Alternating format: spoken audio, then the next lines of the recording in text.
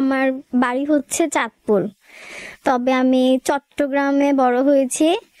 আমার আব্বু হচ্ছে পেশায় এখন সিএনজি চালায়। পেশায় সিএনজি চালায়। আমরা 4 ভাই বোন। আমরা হচ্ছি 2 ভাই 2 বোন। আর বাসায় আব্বু আম্মু আঙ্কেল আমরা থাকি। তো এমন না যে আমরা খুব উচ্চবিত্ত বা নিম্নবিত্ত, মিডল ক্লাস আমরা। তো আমার আব্বু সিএনজি চালায়, তবুও আমাদেরকে একটা ভালো পরিবেশে রাখছে এবং আমাদের 4 ভাই বোনকে ভালো সোসাইটিতে রেখে আমাদেরকে লেখাপড়া করাইছে।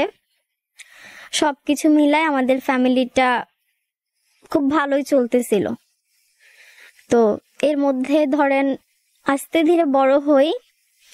বড় হওয়ার পর ক্লাস 8-এ যখন উঠি, আর তখন ফ্যামিলিতে একটু সমস্যা দেখা দেয়, মানে আর্থিক একটা সংকট যেটা বলে ওইটা দেখা দেয়। যার কারণে হচ্ছে আমি জেএসসি পরীক্ষা দেই, তবে আমি কোনো কোচিং টিউটর নিতে পারিনি মানে টাকার জন্য। তো যতটুকু পারছি নিজে পড়ছি, বাসায় পড়ালেখা করছি। বাসায় পড়ে পরীক্ষা দেই, মূলত A- নিয়ে পরীক্ষাতে পাশ করি। এর আগে আমার 2016 সালে আমার এলাকাতে একটা ছেলের সাথে পরিচয় হয়। আমাদের একই এলাকায় থাকতো, চিনি আগে থেকে, কিন্তু ফার্স্ট 2016-র দিকে কথা হয়। তো ছেলেটা আমাদের এলাকাতেই থাকতো, একটা দোকানে চাকরি করতো। তো ওখানে ছেলেটা মানে জব করতো, চাকরি করতো ওর ফ্যামিলি চালানোর জন্য। সেও ছিল না, সে আমাদের মতো মিডল ক্লাস। তো সে আমাকে পছন্দ করতো, সেটা আমি জানতাম না। তো একদিন তার সাথে কথা হয় যেদিন প্রথম, সেদিন এসে আমাকে বলে, আপনি খুব ফাইন একটা মেয়ে। এই কথাটা প্রথম দিন বলার পর তার সাথে আর কথা হয় না। এরপর আমি যখন 2017 সালে জেএসসি পরীক্ষা দেই, আমার যেদিন জেএসসি পরীক্ষা শেষ হয় সেদিন ওই ছেলেটার সাথে আমার ফার্স্ট রিলেশন হয় 2017 সালে। রিলেশন হওয়ার পর রিলেশন চলতে থাকে। তখন কোনো মোবাইল ফোন ছিল না যে নাম্বারে কথা বলবো, আমার ফেসবুক আইডি ছিল না, ফেসবুক কি জিনিস তখন বুঝতামও না। তো আম্মুর মোবাইল থেকে কথা বলবো সেই সাহসও ছিল না। আবার এলাকায়ও একটা ভয় পাইতাম যে যেহেতু একই এলাকায়, মানুষ দেখলে হয়তো ফ্যামিলিকে বলে দিবে কথা বলতে। তা আমরা এইভাবেই দূর থেকে আমাদের 3.5 বছর রিলেশন চলতে থাকে। মানে কেউ কারোর সাথে কথা নাই, ওই বাহিরে হইলে চোখে চোখে একটু কথা হইতো। আর তার বাসা থেকে আমার বাসা দেখা যাইতো, তার বাসার জানালা থেকে আমার বাসার জানালা। তো প্রায় সময় হঠাৎ করে জানালায় দাঁড়ায় ইশারাতে একটু কথা হইতো। বাট ওর সাথে কোনোদিন আমার হাত ধরাধরি, পাশে বসা, একসাথে হাঁটা, এসব কিছুই হয়নি। এভাবে একটা রিলেশন ছিল। তো দেখতে শুনতে ভালোই ছিলাম আমি, মানে তখন একটু ভালো ছিল। চুল প্রচুর লম্বা ছিল, আমার পায়ের কাছাকাছি ছিল চুল। আর একটু ফর্সা ছিলাম, সুন্দর ছিলাম। তো যার কারণে বাসায় অহরহ বিয়ের প্রস্তাব আসতে থাকে, কারণ একটা গাছে বড়ই ধরলে তো সবাই ঢিল মারে। তো আমাকে যখন দেখতে শুনতে চোখে লাগে, এখন বিয়ের প্রস্তাব আসতে থাকে অহরহ। তো সম্বন্ধ একটা আসে, আমার আম্মুরা ভেবে চিন্তে আবার ফিরাই দেয়, এরকম করে। তো এর মধ্যে আমি একদিন ওই ছেলেটাকে, যার সাথে আমার রিলেশন হয়েছিল, তাকে আমি একদিন জিজ্ঞেস করি যে তুমি কি আমাকে বিয়ে করতে পারবা? তো ও বলে কি, হ্যাঁ আমি বিয়ে করতে পারবো, আমি আমার ফ্যামিলির সবাইকে তোমার বাসায় নিতে পারবো, কিন্তু আমার আব্বুকে এখন নিতে পারবো না তোমার বাসায়, কারণ আমার এখন ভালো একটা জব নাই, আর আমি যে জবটা করি সেটা দিয়ে আমি তোমাকে চালাইতে পারবো না। তো এটা বলার পর ও যখন বলে, তখন আমি চিন্তা করি, ভেবে দেখলাম অনেক বিচার বিশ্লেষণ করে যে যত কিছুই হোক আমি তার সাথে রিলেশন চালাইতে পারবো, আমার সমস্যা নাই, কিন্তু তার সাথে আমার বিয়েটা বোধহয় হবে না। তো পরে দুজনেই কষ্ট পাবো। এরপর আমি নিজের ইচ্ছাতে আমি একদিন ওর সাথে ব্রেকআপ করে দেই।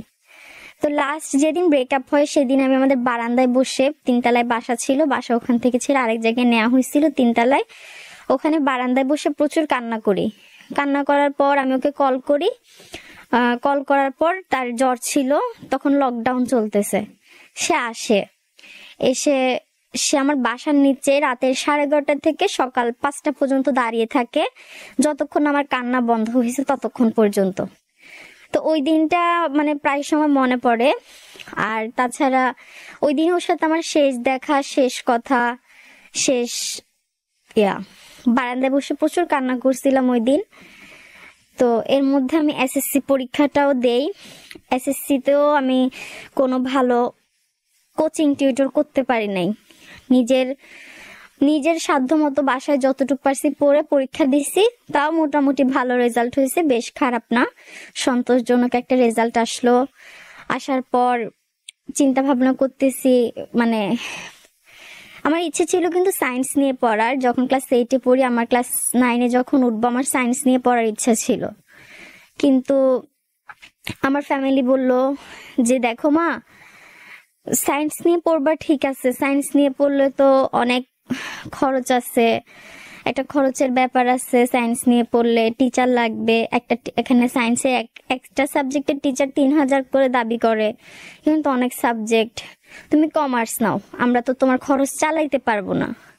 তো অনেক দিনের স্বপ্ন ছিল সায়েন্স নিব, আর নেওয়া হইলো না। ক্লাস 9-এ ওই কমার্স নিয়ে পড়লাম, তাও ভালো মতো কোচিং টিউটর করতে পারি নাই। তো অতটুকুই আমার এসএসসি পরীক্ষাটা দিয়ে মোটামুটি ভালো রেজাল্ট করি। তো এরপর আমার একটা ইচ্ছা জাগে, যখন কলেজে সবাই আবেদন করবে ভর্তির জন্য, আমার একটা ইচ্ছে জাগে আমি বাংলাদেশ নৌবাহিনী কলেজে পড়বো।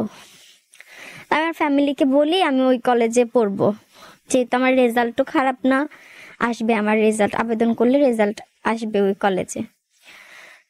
তো আমার ফ্যামিলি বলে না, ওখানে দেয়া যাবে না, ওখানে তো মানে তোমার খরচ চালাইতে পারবো না, ওখানে তো খরচ অনেক, 1 মাসের বেতনই 2,000-3,000, আমাদের তো সম্ভব নাই এত কিছু দেয়। তোমার আব্বু সিএনজি চালায়, একজনের খরচে সবকিছু চলে, তো আমরা তো তোমাকে পড়াইতে পারবো না ওই কলেজে।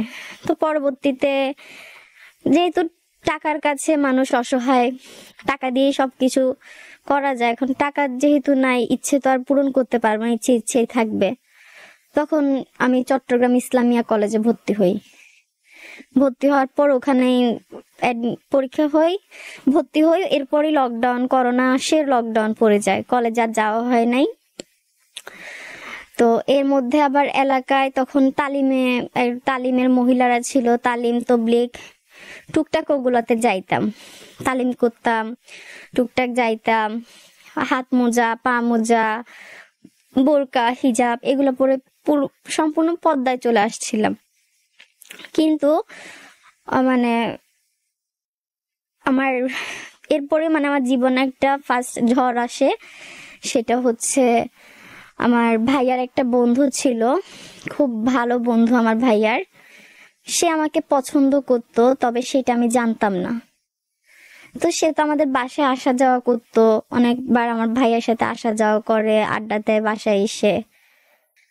তো এতটুকুর মধ্যে সে আমাকে কিভাবে দেখছে আমি সেটাও জানি না। আমি তখন প্রচুর ভয় পাইতাম এসব জিনিস, ছেলেদের সাথে কথা বলা, মোবাইল হাতে নেয়া, বাহিরে গেলেও প্রচুর ভয়ে থাকতাম, একটা ফ্যামিলির ভয় কাজ করতো একটা। কিন্তু ছেলেটা আমাকে কখনো বলে নাই যে সে আমাকে পছন্দ করতো, এই কথাটা সে আমাকে কখনো বলে নাই। তো সে কি করলো, আমার ভাইয়ার মোবাইলে হয়তো দেখছে আমার ফেসবুক আইডি, তখন নতুন একটা ফেসবুক আইডি খুলি মাত্র। তো আইডিটার খুলি কিন্তু আইডিটা কিভাবে চালাবো, কিভাবে ওইটা বুঝি না। জাস্ট অপশনে গিয়ে যেভাবে বললো ভাবে করে আইডি একটা ওপেন করলাম, করে ওইটা রাখলাম নিজের কাছে। এখন প্রায় 6-7 মাস পর ছেলেটা আমার সেম আইডি দিয়ে আমার মতো সেম একটা আইডি খুলে সে আমার এলাকার মধ্যে আরো যে ছেলেরা আছে ওদেরকে আমি সে যে মেসেজ করে, উল্টাপাল্টা কথা বলে, প্রেমের কথা বলে, এরকম সে 2-3টা ছেলের সাথে রিলেশনও করে ফেলছে আমি সেজে। তো এখন সেটা আমি জানি না। তো যখন আমি ঘর থেকে বের হইতাম তালিমে যাওয়ার জন্য, বোরকা পরে, হাত মোজা, পা মোজা পরে, তখন আমাকে এলাকার কিছু মানুষ টিটকারি মারতো, মুরব্বীরা তাকাই হাসতো, এরপর এলাকার ছেলে মেয়েরা ইশারা দিত, উল্টাপাল্টা কথা বলতো, ছোট ছোট মেয়েরা এসে ভাবি ডাকতো, কিছু বুঝতাম না আমি। তো একদিন বের হইছি বাসা থেকে, একটা ছেলে এসে আমাকে বলল যে তোমার আইডি কয়টা, হ্যাঁ তুমি একজন কয়জনের সাথে রিলেশন করো, তুমি আমার সাথে রিলেশন করতেছো, তুমি আমার বন্ধুর সাথে রিলেশন করতেছো। আমি বলতেছি আপনার সাথে আমি কোথায় রিলেশন করলাম, আর আপনার বন্ধুর সাথে বা কোথায় রিলেশন করলাম। বলতেছে ফালতু কথা বলো কেন, তুমি কয়টা আইডি চালাও, এত তোমার চরিত্রতে তাহলে সমস্যা আছে। আমাকে উল্টাপাল্টা কিছু কথা বললো, বলার পর আমি বাসায় এসে আমার আম্মুর কাছে বলি, প্রচুর কান্না করি আমি। তো এইগুলো যখন বলে তখন আমি ফেসবুকে ঢুকার পর দেখি কি আমার নামে আরো একটা আইডি আছে, আমার সেম প্রোফাইল পিকচার, এরপর সেম প্রোফাইল নেম, সবকিছু সেম। তখনও বুঝতে পারতেছি না যে আইডিটা কে চালাচ্ছে বা কি। এরই মাঝখানে আবার কিছুদিন পর একটা ছেলে আমাকে ফেসবুকে নক দেয়, সে নাকি আমাকে পছন্দ করে, এন তেন এগুলা বলে। তো আমি যখন তাকে বারণ করে দেই তখন সে বলে সমস্যা নাই, তোমার ভাইয়ের বন্ধুর সাথে তো আমি তোমার রিলেশন করতেছি। আমি বলতেছি কিভাবে? বলতেছে কিভাবে কি, আমি তোমার মতো একটা আইডি খুলে ওইটা থেকে আমি তোমার ভাইয়ের সাথে রিলেশন করি, করি। তখন আমি বলতেছি প্রমাণ কোথায়? তখন সে আমাকে কিছু স্ক্রিনশট পাঠায়, যেখানে দেখি আমি যেখানে অনেক কথা বলা হয়ে গেছে এবং বিষয়টা প্রেম পর্যন্ত চলে গেছে। তখন আমি বলি আইডিটা কে চালাচ্ছে? তাহলে পরে জানতে পারি আমার ভাইয়ার বন্ধু এই আইডিটা চালাচ্ছে। তখন আমি এগুলা নিয়ে প্রচুর হয়ে যায় যে এলাকায় আমার একটা বদনাম ছড়াই গেছে যে মিম খারাপ, অনেকগুলা ছেলের সাথে রিলেশন করে, এলাকায় একটা বদনাম ছড়াই গেছে। দেন আমার আপন নিজের ভাইও আমাকে ভুল বুঝে এবং বাসায় আমাকে প্রচুর মারে, আমার আম্মুকে উল্টাপাল্টা কথা বলে আমাকে নিয়ে। মানে ভাইয়া এটা বিশ্বাস করতেই চায় না যে ভাইয়ার বন্ধু এই কাজটা করতে পারে, কারণ এত বিশ্বস্ত বন্ধু। তো সব মেয়ে হইলে তো সব দিকেই দোষ।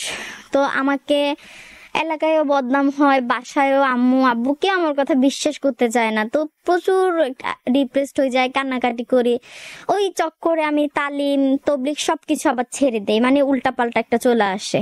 এর মধ্যে আমার আগের রিলেশনটা ব্রেকআপ, এর মধ্যে আবার এলাকায় নতুন করে একটা সমস্যা তৈরি হলো, আমার একটা বদনাম হলো, মানুষ আমাকে নানান কথা বলতেছে, আমার আম্মু বের হইলে আমার আম্মুকে বলতেছে, বাসায় এসে আমার আম্মুকে বলতেছে এটা সেটা। প্রচুর একটা খারাপ সময় পার করি। তো এরপর মানে কি করতাম, তখন ঘুমের ওষুধ এনে এনে খাইতাম, মানে কি করব বুঝতেছি না। তো তখন তো এসব জিনিস খুব ভয় পাইতাম, এতটা স্ট্রং ছিলাম না, মাত্র নতুন কৈশোর জীবনে পা রাখছি, সবকিছুতে একটু ভয়। ঘুমের ওষুধ আনতাম 2-3 পাতা করে, এগুলা খেয়ে খেয়ে ঘুমাই থাকতাম। এক সন্ধ্যায় ঘুমাইতাম, আরেক সন্ধ্যায় উঠতাম, খাওয়া দাওয়া কিছু ছিল না।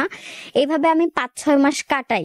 এবং আমি যে এরকম অবস্থা হয়ে গেছে, এত ডিপ্রেশন, আমার ফ্যামিলি কেউ বুঝতে পারতেছে না আমাকে কেউ বিশ্বাস করতেছে না, অবিশ্বাস করতেছে আমাকে, আমার ফ্যামিলিও আমাকে উল্টাপাল্টা কথা বলতেছে। এবং আমার আপন ভাই আমার সাথে কথা বলা বন্ধ করে দিছে।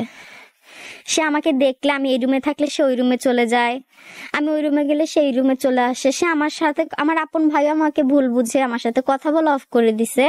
আমার সাথে 2 বছর আমার ভাইয়া কথা বলে নাই, শুধুই একটা কারণে। এখন আমার কাছে তো প্রমাণ নাই, আমি কিভাবে বলবো সবাইকে? তখন আমি আমার আম্মুকে বলি তুমি তো আমাকে বিশ্বাস করো। তখন আমি আমার আম্মুর কাছে একদিন রাতে কান্না করে করে সবকিছু বলি। তো এরপর মোটামুটি আম্মুকে বিশ্বাস করাইতে পারি, তখন আম্মু ভাইয়াকে বলে। তখন আমার ভাইয়া কি করছে, একদিন গোপনে গিয়ে ওই ছেলেটার মোবাইল চেক করে দেখে কি আমি যা বলছি তা সত্যি, এবং ওই ছেলেটা এগুলো করতেছে। তখন আমার ভাইয়া ওর সাথে একটু তর্কাতর্কি করে, একটু করে। এরপর থেকে ছেলেটা আমাদের বাসায় কম আসে। তাও ভাইয়া ওর সাথে তর্কাতর্কি করে, সব প্রমাণ পারো, তাও আমার সাথে কথা বলে না। বাসায় আসলে আমাকে দেখলে মুখ ভার করে থাকে, এরকম করে। তখন আমি আম্মুকে বলি আমি কি দোষ করছি ভাইয়ার কাছে?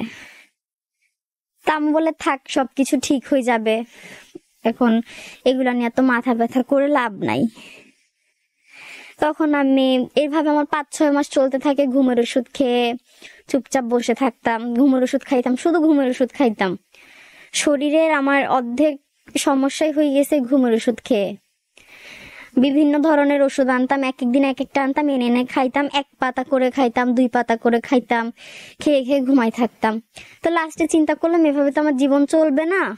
তখন আমি চিন্তা করলাম আমি জব করব। চিন্তা করার পর আমি অনলাইনে ঢুকে আমি জব দেখতে থাকি। তখন আমি ফার্স্ট একটা জব পাই, একদম প্রথম। এটা হচ্ছে SH প্যারাডাইস। বাহিরের দেশ থেকে মাল এনে এখানে বিভিন্ন কোম্পানিতে সাপ্লাই করে। ওখানে আমি সেলস রিপ্রেজেন্টেটিভে একটা জব পাই। পাওয়ার পর আমি আমার ফ্যামিলিকে বলি আমি জবটা করবো। আমার ফ্যামিলি একসার মানা, তুমি জব করতে পারবে না, তোমাকে তো আমরা কোনো কিছুতে কম রাখি নাই। তখন আমি বললাম আমি তো নিজের শখ কোনো কিছু পূরণ করতে পারি নাই বড় হয়েছি ধরে। আমি সায়েন্স নিয়ে পড়তে চাইছি, আমি সেটাও করতে পারলাম না এই টাকার জন্য। এরপর আমি কলেজে পড়তে চাইছি, সেটাও করতে পারলাম না তোমাদের জন্য। তোমাদের ইচ্ছা মতো কলেজে দিলা, তোমাদের ইচ্ছা মতো আমাকে কমার্সে দিলা, কিন্তু আমার ইচ্ছার কোনো দাম ছিল না। তাইলে আমারও তো নিজের একটা আশা ভরসা ইচ্ছা থাকে, এখন জানি তোমাদের কাছে একটা কিছু চাই, আমাকে তো সেটা তোমরা দিতে পারবা না।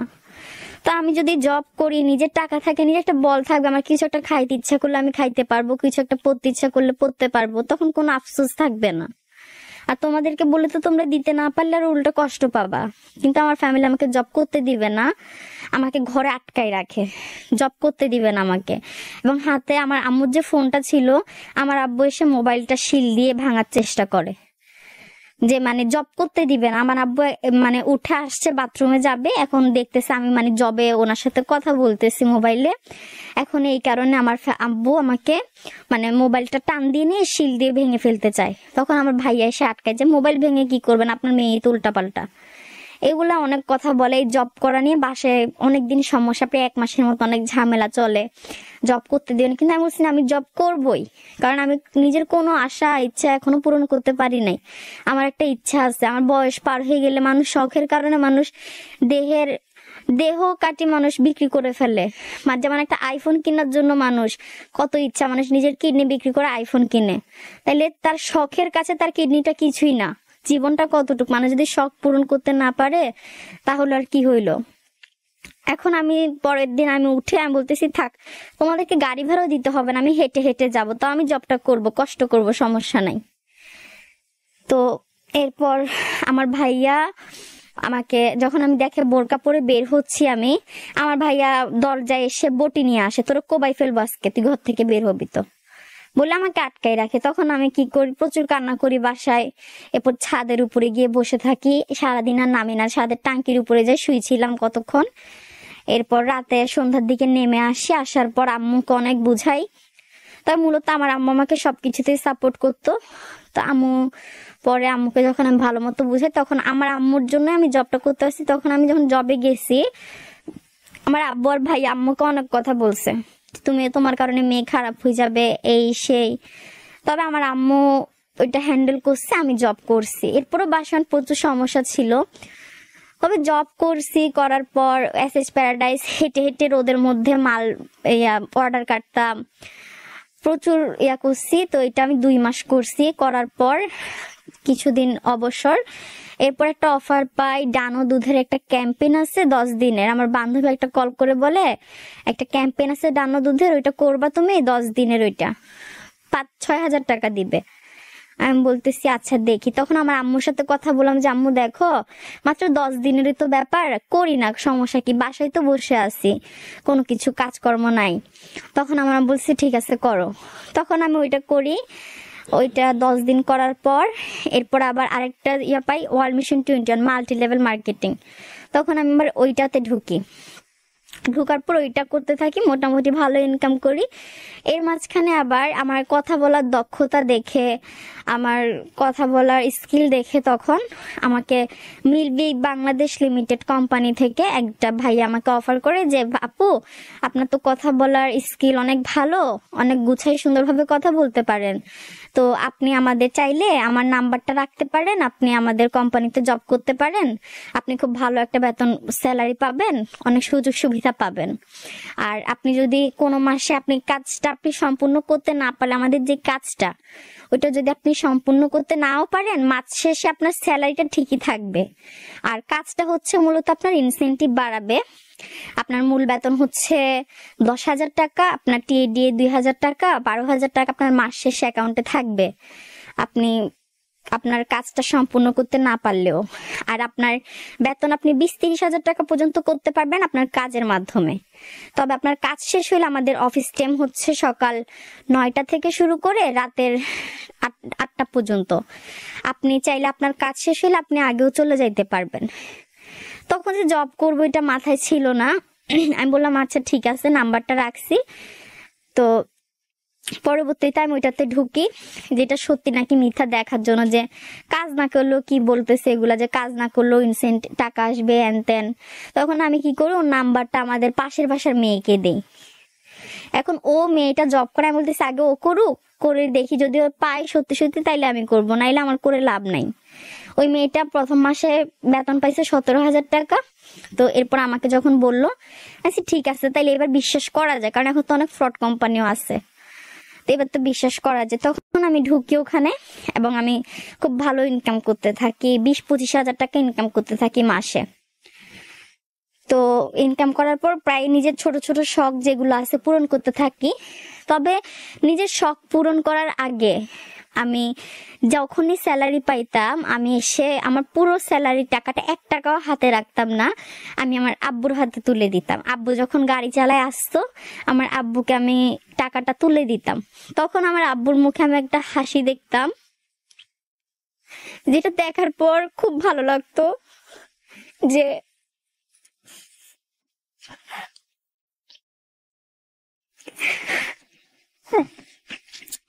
মানলাম যে ফ্যামিলির কারণে, ফ্যামিলির সাথে রাগ দেখাই জব করতে ঢুকছি,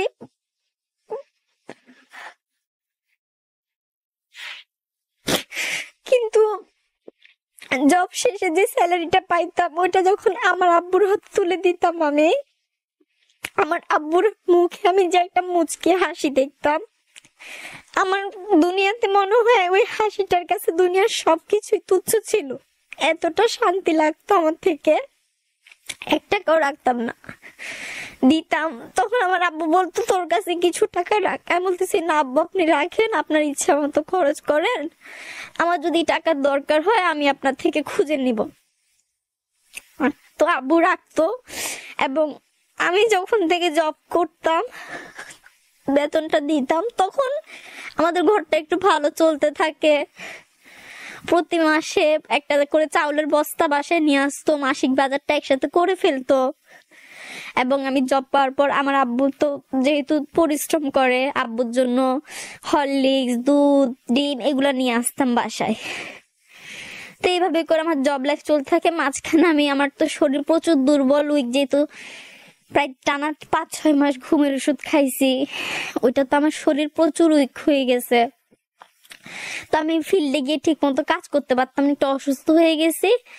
তখন আমি অফিসে একটা রিজাইন লেটার পাঠাই কিছুদিনের জন্য, অবসরের জন্য, যে আমি 2 মাস পর বা 1 মাস পর আমি কাজ করবো, আবার আমার কিছুদিন ছুটি প্রয়োজন, আমি খুব অসুস্থ, অফিস ফিল্ডে গিয়ে আমি কাজ করতে পারি না। তখন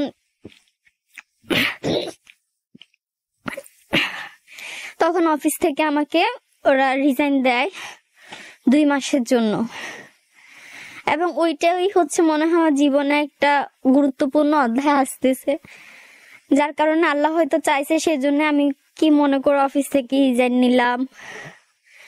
নেয়ার পর এরপর ওই আমার ভাইয়ার যে বন্ধুটা, এবার আবার তার সাথে আবার সবকিছু, যেমন আমার ভাইয়া তখন আবার কুমিল্লাতে যায় 12 দিনের জন্য বিএনসিসি ট্রেনিং এ। যাওয়ার পর ওই ছেলেটা আর ওর মা অ্যাক্সিডেন্ট করে একদিন, গত বছর জুন মাসের 5 তারিখে, 2021 সালের। ওইটা জুন মাসের 5 তারিখে অ্যাক্সিডেন্ট করে ছেলেটার মা। তখন আমার ভাইয়ার ফোন অফ ছিল, সে কল দিয়ে আমার ভাইয়াকে ফোনে পায় না। পরে সে আমার আম্মুর নাম্বারে কল করে, তখন কলটা আমি রিসিভ করি, সকাল 7টা বাজে কল করে। বলে আপনার ভাই কোথায়? আমি বলতেছি আমার ভাই তো কুমিল্লাতে। কেন? বলতেছে আপনার ভাই থেকে তো কিছু টাকা পাই, ওগুলো একটু দিতে বললে ভালো হবে, আপনার ভাই একটা মোবাইল অফ ধরতেছে না। আমি তো এখন তো আমি আর আম্মু অ্যাক্সিডেন্ট করছি, কিছু টাকার প্রয়োজন, আপনার ভাই থেকে আমি 2-3 হাজারের মতো পাই, ওগুলো যদি দিয়ে দিত খুব ভালো হইতো। আমি বলতেছি আচ্ছা ঠিক আছে। তখন জিজ্ঞেস করলাম কি কি কিভাবে অ্যাক্সিডেন্ট করলো? বলতেছে বাইকে অ্যাক্সিডেন্ট করছি, আম্মুকে নিয়ে আন্টির বাসায় যাচ্ছিলাম, বাইক অ্যাক্সিডেন্ট করছি, আমার আম্মুর হাত ভেঙে গেছে, হাতে রড বসানো লাগবে প্লাস অপারেশন করানো হবে। আমি বলছি আচ্ছা ঠিক আছে, আমি আমার ভাইয়াকে বলবো, দেখি মোবাইল খুললে। তখন আমি আমার আম্মুকে বললাম আম্মু ওই ছেলেটার ওর মা নাকি অ্যাক্সিডেন্ট করছে, এখন ভাইয়া তো মোবাইল বন্ধ, এখন টাকা চাইতেছে, যে ভাইয়া থেকে নাকি টাকা পায়, ওই টাকাটা দিতে বলতেছে। তখন মানে আম্মু বলল ঠিক আছে, টাকাটা তোর ভাই তো মোবাইল অফ, দেখি ও কল ধরলে বলবো আর কি। আর মানুষ তো মানুষের জন্য, ওই ছেলেটা তো আমার ছেলের মতো আমার বাসায় আসা যাওয়া করে, আমার ছেলে ওর বাসায় আসা যাওয়া করে। তোর মা যেহেতু এত বড় একটা দুর্ঘটনা হয়েছে, চল ওনাকে দেখে আসি। তখন আমরা আবার কল করি, যে আম্মু কল করে বাবা তোমাদের বাসার ঠিকানাটা দাও, আমি আমি আসবো তোমার আম্মুকে দেখতে। বলতেছে আচ্ছা ঠিক আছে। বাসার ঠিকানা দিল, দেওয়ার পর আম্মুরা মানে ফল ফ্রুট দুধ ডিম এগুলা নিয়ে ওদের বাসায় যায়, গিয়ে দেখি আন্টির অবস্থা খুব খারাপ, লড়তে চড়তে পারতেছে না, কান্নাকাটি করতেছে, কিছু খেতে পারতেছে না। কালকে মেডিকেলে অপারেশন, একটা সকালে অপারেশন আছে। তো অতটুকুর মধ্যে আন্টির বোনও ছিল, সবাই ছিল, অতটুকুর মধ্যে চলে আসি, দেখে চলে আসি। আমি আবার আন্টিকে যে ফল কেটে আন্টিকে খাওয়াই দেই, আবার ওখান থেকে যখন আমাদেরকে নাস্তা পানি দেয়, তখন আমি আবার ওগুলা খাওয়া শেষে আবার ওগুলা আমি প্লেটগুলা নিয়ে ওদের রান্নাঘরে দিয়ে আসি, রেখে আসি, এরপর চলে আসি। আসার পর পরের দিন সকালে আবার আমার ভাইয়ার বন্ধু কল করার পর বলে কি আপনি কি রিলেশন করেন? আমি বলতেছি না, আমি তো কোনো রিলেশন করি না। কেন?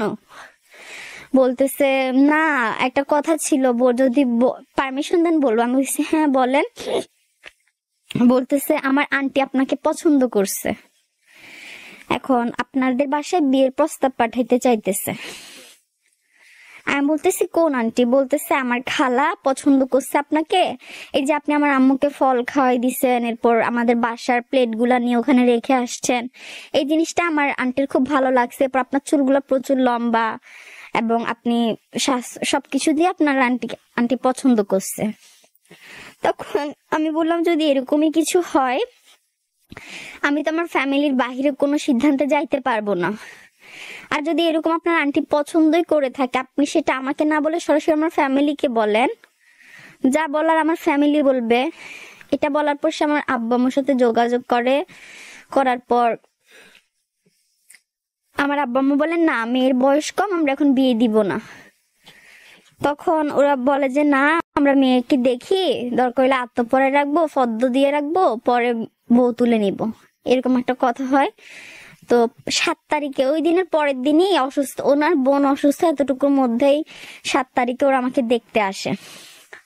ছেলে আসে, ছেলের মা, বোন, দুলা ভাই, ছেলে ছোট ভাই, খালাতো বোন সবাই আসে আমাকে দেখতে, প্রায় 8-10 জন দেখতে আসে। এসে আমাকে দেখে ওরা পছন্দ করে, মানে ওদের এই বউটাই লাগবে, এইটাই পছন্দ করে ওরা। এবং এরপর আমার শ্বশুর আসে নাই তো সেদিন। এরপর ছেলের বাবা মানে আমার শ্বশুর, এরপর 1 সপ্তাহ পর ওনার আমার ফুফা শ্বশুরকে নিয়ে আসে আমাকে দেখার জন্য। দেখে আমাকে বলতেছে না বউ ঠিক আছে। আমাকে জিজ্ঞেস করতেছে মা তুমি চা বানাইতে পারো? আমি বলতেছি হ্যাঁ পারি। বলতেছে তাইলে আর কিছু লাগবে না, এটাই হবে, যার হাতের চা মজা তার সবকিছু সুন্দর, এটা বলে আমাকে দেখে চলে যায়। এবং বিয়ের কথাবার্তা চলতে থাকে, আমার ফ্যামিলিকে বলে। এখন আমার ফ্যামিলিতে আমার আব্বু আমার ভাইয়া রাজি ছিল না, এখন ওরাও মানে কোনো মতে ছাড়তেছে না, ওরা বিয়ে করাবেই। তো জুন মাসের 17 তারিখে আমার ফ্যামিলি ওদের বাড়িঘর দেখতে যায়। আমার মেজো আন্টি, আমার মেজো মামা, আমার ফুফাতো ভাই, আমার আব্বু আম্মু সবাই, আমার বড় মামা দেখতে যায়। দেখার পর ওদের বাড়িঘর দেখে আসে, আসার পর বিয়ের একটা মোটামুটি কথাবার্তা হয়। এখন এর মধ্যে আমার শ্বশুর দাবি করে কি তার 2টা মেয়ে আছে, তার 2টা মেয়ের জামাইকে 2টা স্বর্ণের আংটি দিতে হবে, 5 পদ ফার্নিচার দিতে হবে, আর 500 জন বৈরাত খাওয়াইতে হবে। তখন আমার ফ্যামিলি বলতেছে আমাদের পক্ষে সম্ভব না, কারণ আমরা সামান্য সিএনজি চালাই, আমাদের লাখ টাকা ইনকাম নাই যে আমরা এত কিছু করতে পারবো। আপনার 2টা মেয়ের জামাই কান্টি দিতে পারবো, 500 জন বৈরাত খাওয়াইতে পারবো, 5 পদ ফার্নিচার দিতে পারবো, এরকম সামর্থ্য আমাদের নাই। তখন এটা নিয়ে একটু মতবিরোধ হয়, মতবিরোধে বিয়েটা কিছুদিন বিয়ের কথাবার্তা অফ থাকে। এরপর আবার কল আসে যে আচ্ছা ঠিক আছে 3 পদ ফার্নিচার আর 300 জন বৈরাত হলে হবে। তো আমার ফ্যামিলি বলে ঠিক আছে করব, সমস্যা নাই। তো বিয়েটা বলতেছে ঠিক আছে জানুয়ারি মাসে আমরা বউ তুলবো, মানে 2022 সালের জানুয়ারিতে আমার বিয়েটা হওয়ার কথা ছিল। তো এর মধ্যে সবকিছু চলতে থাকে। এরপর আমার শ্বশুর প্রায় প্রতিদিন রাতে আমাকে কল দেয়, বিয়ের আগে আমার আম্মুর কাছে কল দেয় বৌমা কোথায়, মানে উনি আমাকে না দেখে ভাতই খাইতো না, আমাকে মানে প্রচুর ভালোবাসতো, আমাকে বিয়ের আগে থেকে মানে বৌমা করে ফেলছে, মানে আমাকে না দেখা ছাড়া ভাত খাইতো না। উনি প্রতিদিন ভাত খাওয়ার আগে বউ ভাত খাইছে বলতেছে, হ্যাঁ বলতেছে তাইলে আমি এখন খাবো। প্রতিদিন ভিডিও কল দিত বউ কই বউ কই, আমার শাশুড়ি কল দিত বউ কই বউ কই, বিয়ের আগেই। এরপর আমার ননদ বড় ননদ আমাকে রাতে 2টা বাজে 12টা বাজে কল দিত কথা বলার জন্য, ভাবি ভালো লাগতেছে না, আপনি কখন আসবেন আমাদের বাসায়, সেই চিন্তায় ঘুম হচ্ছে না, এন তেন এগুলো বলতো। ঠিক আছে, আমার আম্মুরা তো এগুলো দেখে বলতেছে থাক, আমার আলহামদুলিল্লাহ মেয়ে একটা খুব ভালো শ্বশুর বাড়ি পাইছে, মানুষগুলো অনেক ভালো, মেয়েকে এখন থেকে এত ভালোবাসতেছে, এত খোঁজ খবর নিচ্ছে, বিয়ের পর তাইলে মাশাল্লাহ সব দিকে ভালো হবে। তো এরপর আমার বিয়ে, এরপর হঠাৎ করে আমার এই যে কোরবানির দিন, গত বছর কোরবানি ঈদের দিন আমাদের বাসায় কল আসে যে বিয়েটা আপনারা যে 3 পদ ফার্নিচার দিবেন বলছেন, 300 জন বৈরাত দিবেন বলছেন, সেটা পরে দিয়েন। এখন হচ্ছে আমরা 5 জন যাব, এই যে সামনের 6 তারিখে, আগস্টের 6 তারিখে আমরা যাব, গিয়ে 5 জন গিয়ে আমরা বউ তুলে নিয়ে আসবো, খেজুর খেয়ে বউ নিয়ে আসবো। তখন আবার লকডাউন চলতেছে, সবকিছু অফ, গাড়ি ঘোড়া। বলতেছি খেজুর খেয়ে আমরা বউ নিয়ে আসবো। তা আমার আব্বু বলতেছে বিয়ে তো জানুয়ারিতে হওয়ার কথা ছিল, তাইলে এখন আবার মানে 6 তারিখে এত তাড়াতাড়ি কেন, আমরা তো জানুয়ারিতে 3 পদ ফার্নিচার 300 জন বৈরাত দিয়ে একবারে মেয়েকে তুলে দিব, আপনাদের দেনা পাওনা সবকিছু দিয়ে। বলতেছে না ওগুলা পরে দিয়েন, আমার এখন তো মানে আমার শাশুড়ি বেশি অসুস্থ, মিমের শাশুড়ি তো বেশি অসুস্থ, তো এখন ওইটা মানে ওকে বউ এখন নিয়ে আসবো, ঘরে তো কাজকর্ম করা লাগে, এরপর আমরা আপনার যা দেনা পাওনা ওগুলো আপনারা পরে দিয়েন। তখন আমার আব্বু বললো আচ্ছা ঠিক আছে আমি বাসায় পরামর্শ করি। তখন পরামর্শ যখন করতে গেছে, তখন আমার মামা আমার চাচা সবার সাথে পরামর্শ করলো, করার পর ওরা এখন আমার আব্বু কল করে বলছে দেখেন আপনারা 5 জন এসে কেন খেজুর খেয়ে বউ নিয়ে যাবেন, এটা তো আমার প্রথম বড় মেয়ের বিয়ে দিব, আমাদের ঘরে আগে কারো বিয়ে হয় নাই, ওর দাদুর বাড়িতে ও প্রথম নাতি, ওর নানুর বাড়িতে প্রথম নাতি, এরপর আমারও বড় মেয়ে, আমার ঘরের প্রথম বিয়ে এটা, তাই এভাবে তো অল্প করে বিয়েটা করা যায় না। এক কাজ করেন আপনারা 20-40 জন মিলাই একসাথে আসেন, এসে একটু ভালো মন্দ খাওয়া দাওয়া করে আমার মেয়েটাকে সুন্দর করে তুলে নিয়ে যাইয়েন। এটা বলার পর তখন বলতেছে আচ্ছা ঠিক আছে। তো ওরা গত বছর কোরবানির দিন ছিল 22 তারিখে কল দিছে 6 তারিখে বউ নিয়ে যাবে, তাইলে মাঝখানে সময় আছে 10-12 দিন। এখন তো টাকা জোগাড় করতে হবে, লকডাউন, আমার আব্বু চালে সিএনজি, আমাদের কোনো জমাজাতির নাই, কোনো ব্যাংক ব্যালেন্স নাই, কোনো স্বর্ণ গয়না নাই। একটা মূলত চিন্তার মধ্যে পড়ে যায় যে এত টাকা কিভাবে জোগাড় করবে। আমার মেজো কাকা আবার বিদেশে থাকে, তখন আমার মেজো কাকাকে কল দেয়া হয় যে আমার মেজো কাকার নাম মফিজ, আমার বলে মফিজ দেখ এখন তো বৃষ্টি কিভাবে নিতে চাইতেছে, এখন তো কিছু টাকার দরকার, এখন কিভাবে কি করব, তুই কিছু টাকা দে না। তুই এখন 1 টাকা দিলে আমাদের লাখ টাকার উপকার হবে। আমার চাচা বলতেছে না, তোমাদের মেয়ে তোমরা যেভাবে পারো বিয়ে দাও, আমি কেন টাকা দিব? আর তোমার মেয়ে তো খুব রূপসী, তোমার মেয়ের রূপসী, এত রূপসী মেয়েরে বিয়ে দিতে টাকা কেন লাগতেছে? মানে বাজে বাজে খারাপ খারাপ কথা বলতেছে। আমার আব্বু বলতেছে দেখ, এরকম করিস না, তুই 1 টাকা দিলে এখন লাখ টাকার উপকার হবে, তোর আমি টাকাগুলো ফিরাই দিব, দরকার তুই এখন এই বিপদের সময় একটু দেখ না।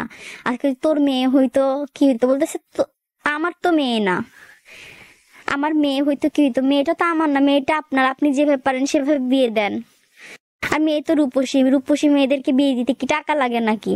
এখানে কি ফালতুমি করতেছেন নাকি বলে কল কেটে দেয়। তখন এই কথা শুনে আমার আব্বু কান্না করে, চোখ থেকে টপ টপ করে পানি পড়তে থাকে, আমার আম্মু টপ টপ করে পানি পড়তে থাকে। তখন আমার আব্বু আবার কল দেয় আমার দাদিকে, যে মা দেখেন কিছু টাকা পারলে দেন, এরকম এরকম এখন তো সমস্যায় পড়ে গেছে। আমার দাদি বলতেছে তুই এখানে কেন কল দিছস? তোর এখানে কে আছে? এখানে তো তোর কেউ নাই। এসব উল্টাপাল্টা কথা বলতে থাকে। এর আগে একবার দাদি আমাদের বাসায় আসে, আসার পর ওনার মোবাইলে বিকাশে আমার কাকা টাকা পাঠায় 2000 টাকা। তো টাকা পাঠানোর পর দাদি আমাকে বলে যে যা টাকাটা তুলে নিয়ে আয় বিকাশ থেকে। আমি তুলে নিয়ে গেছি, এখন বিকাশে 40 টাকা খরচ কাটছে। তো ওনাকে আমি 1860 টাকা ফেরত দিছি। এখন উনি বলতেছে আমি নাকি 40 টাকা খেয়ে নিছি। এখন উনি এটা নিয়ে কান্নাকাটি তোলফার করতেছে। এরপর আমার মেজো কাকাকে কল দিয়ে বলতেছে মেয়ে চোর, আমার 40 টাকা খাই ফেলছে এন তেন। তখন আমার শুনে খুব রাগ হয়। তখন আমি আমার মোবাইলটা টান দিয়ে আমার কাকাকে বলি আপনি যে বিকাশে টাকা পাঠাইছেন খরচ দিছেন? বলতেছে না। আমি তাহলে খরচটা কোত্থেকে কাটছে? খরচটা তো এখান থেকে কাটছে। এটার জন্য দাদি আমার চোর চোর এইটা সেটা ডাকতেছে, আমার আম্মু উল্টাপাল্টা কথা বলতেছে, এগুলো তো ঠিক না বলে যখন আমি চিল্লা ফাল্লা করি, তখন আমার দাদি কি করে যায় তাড়াতাড়ি করে নামাজের নামাজ নেয়, নিয়ে ওখানে বসে নামাজে বসে আমাকে অভিশাপ দেয়, তোর কোনোদিন বিয়ে হবে না, আল্লাহ যাতে তোকে বেড়ার মুখ না দেখায়, তোর যাতে কোনোদিন বিয়ে না হয়। মানে বৃষ্টি বৃষ্টি অভিশাপ দিতে থাকে, নামাজে বসে সেজদায় পড়ে জোরে জোরে কান্না করে। শুধু কি 40 টাকার জন্য কি আমি চোর হয়ে গেছি? আমি নাকি এটা খেয়ে ফেলছি টাকাটা। ওই দিন যা আমাদের এলাকার আশেপাশের মানুষরাও শুনছে, আমার দাদি চিল্লাচ্ছে যে জানালার পাশে কয়েকটা মহিলা দাঁড়াই ছিল, ওরাও শুনছে। পরবর্তীতে এসে আমার আম্মুকে বলতেছে এটা কে হয়? বলতেছে এটা ওর দাদি হয়। বলতেছে তাইলে কোনো দাদি কি কোনো নাতিকে এরকম অভিশাপ দিতে পারে নামাজে বসে? কোনো দাদি তো কোনো নাতির এরকম অভিশাপ দিতে পারে যে তোর কোনোদিন বেড়ার মুখ দেখাবে না, তোর কোনোদিন বিয়ে হবে না, তুই সংসার করতে পারবি না, তেন এগুলো তো কোনো দাদি কোনো নাতিকে বলতে পারে না। তখন আমার আম্মু কিছু বলে না, শুধু কান্না করে। তখন আমি যখন কান্না করে আম্মু আমাকে বলে দেখ সময় হইলে আল্লাহ বিচার করবে, কোনো কিছু চিন্তা করিস না। তো এরপর তাও চুপ ছিলাম, ফ্যামিলির ভয়ে কিছু বলি নাই। দাদিকে কল দিয়ে দাদি উল্টাপাল্টা কথা বলে, এখন টাকার বন্দোবস্ত নাই, কিন্তু বলে না আল্লাহর রহমত বরকতে সবকিছু হয়। এই আমার বিয়েটার সময় আমার দাদির বাড়ি থেকে আমার চাচারা বিদেশে আছে, এত ব্যাংক ব্যালেন্স জায়গা জমি, কেউ 10 টাকা দিয়ে আমাদেরকে হেল্প করে নাই।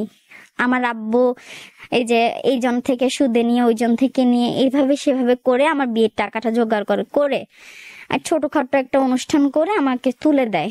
এখন তুলে দেওয়ার দিন আমার বিয়ের 2 দিন আগে আবার আমার ননদ আমাকে কল করে বলে আপনি কি পার্লারে সাজবেন? আমি বলতেছি হ্যাঁ, বিয়েতে তো মানুষ পার্লারেই, যেহেতু বিয়ে একটা আশা ভরসা থাকে পার্লারে সাজবো। বলতেছে না তুমি পার্লারে সাজতে পারবা না। আমি বলতেছি কেন? বলতেছে না তুমি পার্লারে সাজতে পারবে না, আমরা তোমাকে কোনো গয়না গাটি কোনো কাপড় চোপড় দিতে পারবো না, তুমি তোমার আম্মু থেকে একটা শাড়ি পরিও, একটু ফেয়ার এন্ড লাভলি, একটু লিপস্টিক দিও, সাজতে টাজতে হবে না, এগুলো বললো আমাকে। তো বলার পর আমি বললাম এটা কেমন কথা? এটা কি মানে বিয়ের দিন না, বিয়ের 2 দিন আগে, 2 দিন আগে যখন কথা হচ্ছিল তখন উনি বলেছেন? হ্যাঁ, ওইটা আমার হাজবেন্ড, আমার ননদ আমাকে কল করে বলে। আপনার ননদ বলেছিল? ওকে ওকে, ঠিক আছে। তখন আমি ওকে বলি তাহলে তোমাদের বিয়ের ছবিও তো আমি দেখছি, তাহলে তোমরা কেন তোমাদের বিয়েতে সাজগুজ করছিলা? যে আমি করতে পারবো না। তো ঠিক আছে, তোমাদেরকে করতে হবে না, আমারটা আমি করে নিব। তখন আমি আমার যে জব করতাম কিছু টাকা ছিল আমার কাছে, তখন আমি ওইটা থেকে আমি আমার বিয়ের সাজগোজ এটা আমি করি, কারণ মেয়েদের যে একটা আশা ভরসা সবারই থাকতে পারে। আর তার আগে আমি আবার একটা ফোন কিনি, 20,000 টাকার একটা মোবাইল ফোন কিনি আমি। নিজের টাকা দিয়ে। তো ওই ফোনটা আমার কাছে আছে এবং আমার বিয়ে হয়, এবং বিয়ের দিন এসে আমার শাশুড়ি প্রচুর তোলফাল চিল্লাফাল্লা করে, বাড়ি ভরা মানুষের সামনে, মেহমানের সামনে অপমান করে যে ওদের নাকি একটা নিয়ম আছে যে ছেলের মাকে নাকি বিয়ের দিন বরণ করতে হয়। ছেলেকে না, এতদিন সবাই জানছে কি জামাইকে বরণ করে নিতে হয়, কিন্তু ওদের নিয়ম নাকি ছেলের মাকে বরণ করে নিতে হয়। এবং ওরা বরণ করে কিভাবে, একটা নতুন বিছানার চাদর রাস্তায় বিছাই দিতে হবে, ওটাতে কিছু চাউল দিতে হবে, পেঁয়াজ রসুন হ্যান ত্যান এগুলো দিতে হবে, ওগুলোর উপরে হেঁটে হেঁটে ছেলের মা বাড়ি মানে বউয়ের বাড়িতে ঢুকবে এবং যাওয়ার সময় ওইটা পোটলা বেঁধে সাথে করে নিয়ে যাবে। এটা নাকি ওদের নিয়ম। এখন আমার ফ্যামিলি এটা করে নাই বিধায় উনি মানে বিয়ে করাবে না, এন তেন এটা করতেছে ওইটা করতেছে, বিভিন্ন ইয়া করতেছে বাড়ি ভরা মেহমানের সামনে। তখন ওনার এসব আচরণ দেখে বাড়িতে যারা মেহমান ছিল তারা বলতেছে এটা কি হয় মেয়ের, বলতেছে এটা মেয়ের শাশুড়ি হয়। বলতেছে যেই শাশুড়ি বিয়ের দিন এরকম আচরণ করতেছে এতগুলা মেহমানের সামনে, মনে হয় না মেয়ে এই ঘরে গেলে সুখ পাবে। এই কথাটা আমার সবাই যারা যারা দেখছে এই কাহিনীটা সবাই বলতেছে যে মেয়ের মনে হয় কপাল খারাপ, মেয়ের জীবন শেষ, মেয়ে মনে হয় সুখ পাবে না, কারণ উনি প্রথম দিনই যেসব আচরণ করতেছে এগুলো কোনো ভালো মানুষ করে না। তো এরপর বিয়েটা হওয়ার পর বিকাল রাতে আমাকে নিয়ে ওরা রওনা হয়। হওয়ার পর আমাদের বাসা থেকে চিড়া মুড়ি জিনিসপত্র হাঁড়ি পাতিল এরপর যা যা দরকার ওগুলো দিয়ে দেয় সাথে করে। দিয়ে দেওয়ার পর আমার ছোট ভাইকে, আমার খালাতো ভাইকে আমার সাথে করে দিয়ে দেয়। এটা হচ্ছে বউয়ের সাথে দুজন যায়, এটা নিয়ম, দিয়ে দেয়। এখন আমাকে নিয়ে ওরা গিয়ে দেখি ওরা কোনো বাসর ঘর সাজায় নাই, ওদের রুমটা প্রচুর নোংরা, এখানে একটা জামা ওখানে একটা জামা, ময়লা, চাদর উল্টানো, মানে প্রচুর বৃষ্টি হয়ে আছে, রুমটা প্রচুর নোংরা হয়ে আছে। আমি দেখে একটু অবাক হয়েছি। তো আমাকে বলতেছে বসো এখানে। বসানোর পর ওরা কি করলো, তুমি এগুলা তোমার মেকআপ টেকআপ এগুলো সব ধুয়ে ফেলো। আমি বললাম কেন? বলতেছে এখন তোমাকে মানুষ দেখতে আসবে। তো নতুন বউকে সবাই দেখতে আসে, বউটা কিভাবে সাজছে কিভাবে কি বউটা কেমনটা দেখার জন্য ওরা আমাকে বলতেছে মেকআপ টেকআপ সব খুলে ফেললো এগুলা। ওরা আমাকে এসে আমার শাড়িটা খুলে আমাকে অন্য একটা শাড়ি পরাই দেয়, এরপর আমাকে মেকআপ টেকআপ সবকিছু ধুয়ে দেয় ওরা, দিয়ে একদম নর্মাল সিম্পল করে দেয় আমাকে। তো আমি এভাবে বসে আছি, এতটুকুর মধ্যে মানে শুনতেছি মানে আমার হাজবেন্ডকে বলতেছে কি যে তুই তোর বোনের বাসায় চলে যা, তোর বউ আমাদের সাথে থাকবে, যা তুই তোর বোনের বাসায় চলে যা। তো এটা শোনার পর আমার মানে আমার খালাতো বোন আবার পরে ক্লাস 8-এও আমাকে এসে বলতেছে আপু ভাইয়াকে তো চলে যাইতে বলতেছে, এটা আবার কোন ধরনের কথা? ওই প্রথম দিন ভাইয়াকে বলতেছে ওখানে চলে যাইতে, তুমি নাকি ওদের সাথে থাকবে, এটা আবার কি? এটা তো কেমন দেখায় না? আমি বলতেছি চুপ করে বসে থাকো, ছোটর মতো থাকো, বড়দের মাঝখানে কথা বলিও না। তো আমার ছোট ভাই আর আমার খালাতো ভাই সামনের রুমে বসে আছে, আমার খালাতো বোন, আমি ভিতরের রুমে বসে আছি। আর ওখানে যখন বসে আছি একটু পর আমার খালাতো বোন এসে বলতেছে যে তোমার শাশুড়ি তো সামনের রুমে সব ভাঙচুর করতেছে। আমি বলতেছি কি ভাঙচুর করতেছে? বলতেছে এই যে জগটা ভাঙি ফেলছে, পানির জগটা ভেঙে ফেলছে, মুড়িগুলা মাটিতে ফেলে দিচ্ছে, বালতি ভেঙে ফেলছে। আমি বলতেছি কেন? বলতেছে জানি না, উনি শুধু চিল্লাফাল্লা করতেছে যে আর ফুতুর মানে ওরা চিটাঙ্গা ভাষায় কথা বলে আমার ছেলের জীবন মার্ডার করে ফেলছে। উনি বলতেছে আর ফুতুর জীবন মার্ডার করে দিই, আর ফুতুর জীবন মার্ডার করে দিই, এগুলা বলে কান্নাকাটি করতেছে বিয়ের প্রথম দিনে, যেদিন নিয়ে গেছে ওই দিনই। তো এরপর এটার তখন আমি চুপচাপ বসে আছি, মানে কি বলবো কি করবো কি হচ্ছে কিছু বুঝতে পারতেছি না আমি। তো এরপর আমার হাজবেন্ড আসে, তো এসে বলতেছে আমি আমার বোনের বাসায় চলে যাবো। ওখানে বলতেছি কেন? বলতেছে মানে আমার আম্মু বলছে ওখানে চলে যেতে, তুমি আম্মুর সাথে থাকবা। তখন আমার মানে একটু রাগ হয় যে এটা কোন ধরনের আচরণ হচ্ছে, আমাদের বাসায় গিয়ে এসব কাহিনী করলো, এখানেও করতেছে, এখন আবার এই কাহিনী। তখন আমি ওর সাথে একটু রাগ দেখে মেজাজ দেখে কথা বলি। বলার পর ওরা মাকে যাই বলে না আমি আমার বোনের বাসায় যাবো না, আমি এখানেই থাকবো। তখন এটা ও থাকে এখানে, ও আর বোনের বাসায় যায় না। তখন ওরা সে বিছানা একটা নতুন চাদর বিছাই দেয়, এখানেই থাকে। এবং রাতের বেলা ভাত দেয় ওই যে ডাল দিয়ে আর ওই ভর্তা দিয়ে আমাকে ভাত দেয় রাতের বেলা খাওয়ার জন্য। তো ওগুলা খেয়ে মানে কোনো মতে রাতটা কাটাই আমি। বিয়ের আগে থেকে 1 সপ্তাহ আগে থেকে আমার কোনো খাওয়া দাওয়া না ঘুম সব কিছুই চলে গেছিল।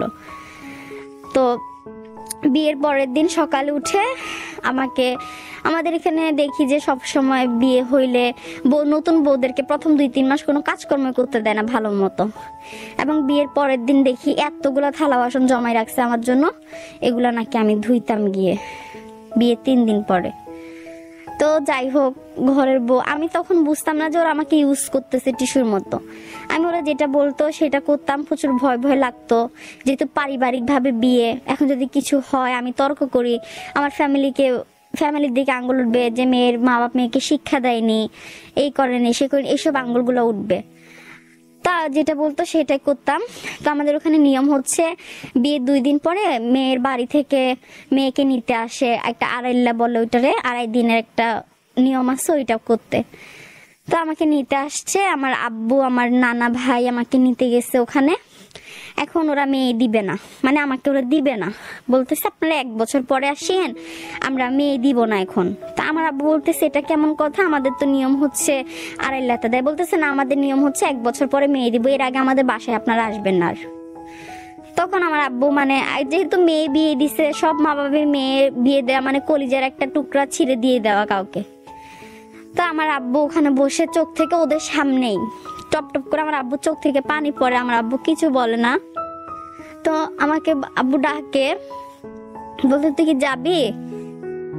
আমি চুপ করে কিছু বলতেছি না। এখন দেখতেছি ওরা আমার আব্বু আর আমার নানাকে অপমান করতেছে, মানে মেয়ে দিবে না, আর উল্টাপাল্টা টেরা টেরা কথা বলতেছে। আমার আব্বুর চেহারার দিকে তাকাই, দেখলাম আমার আব্বুর চোখ থেকে টপ টপ করে পানি পড়তেছে।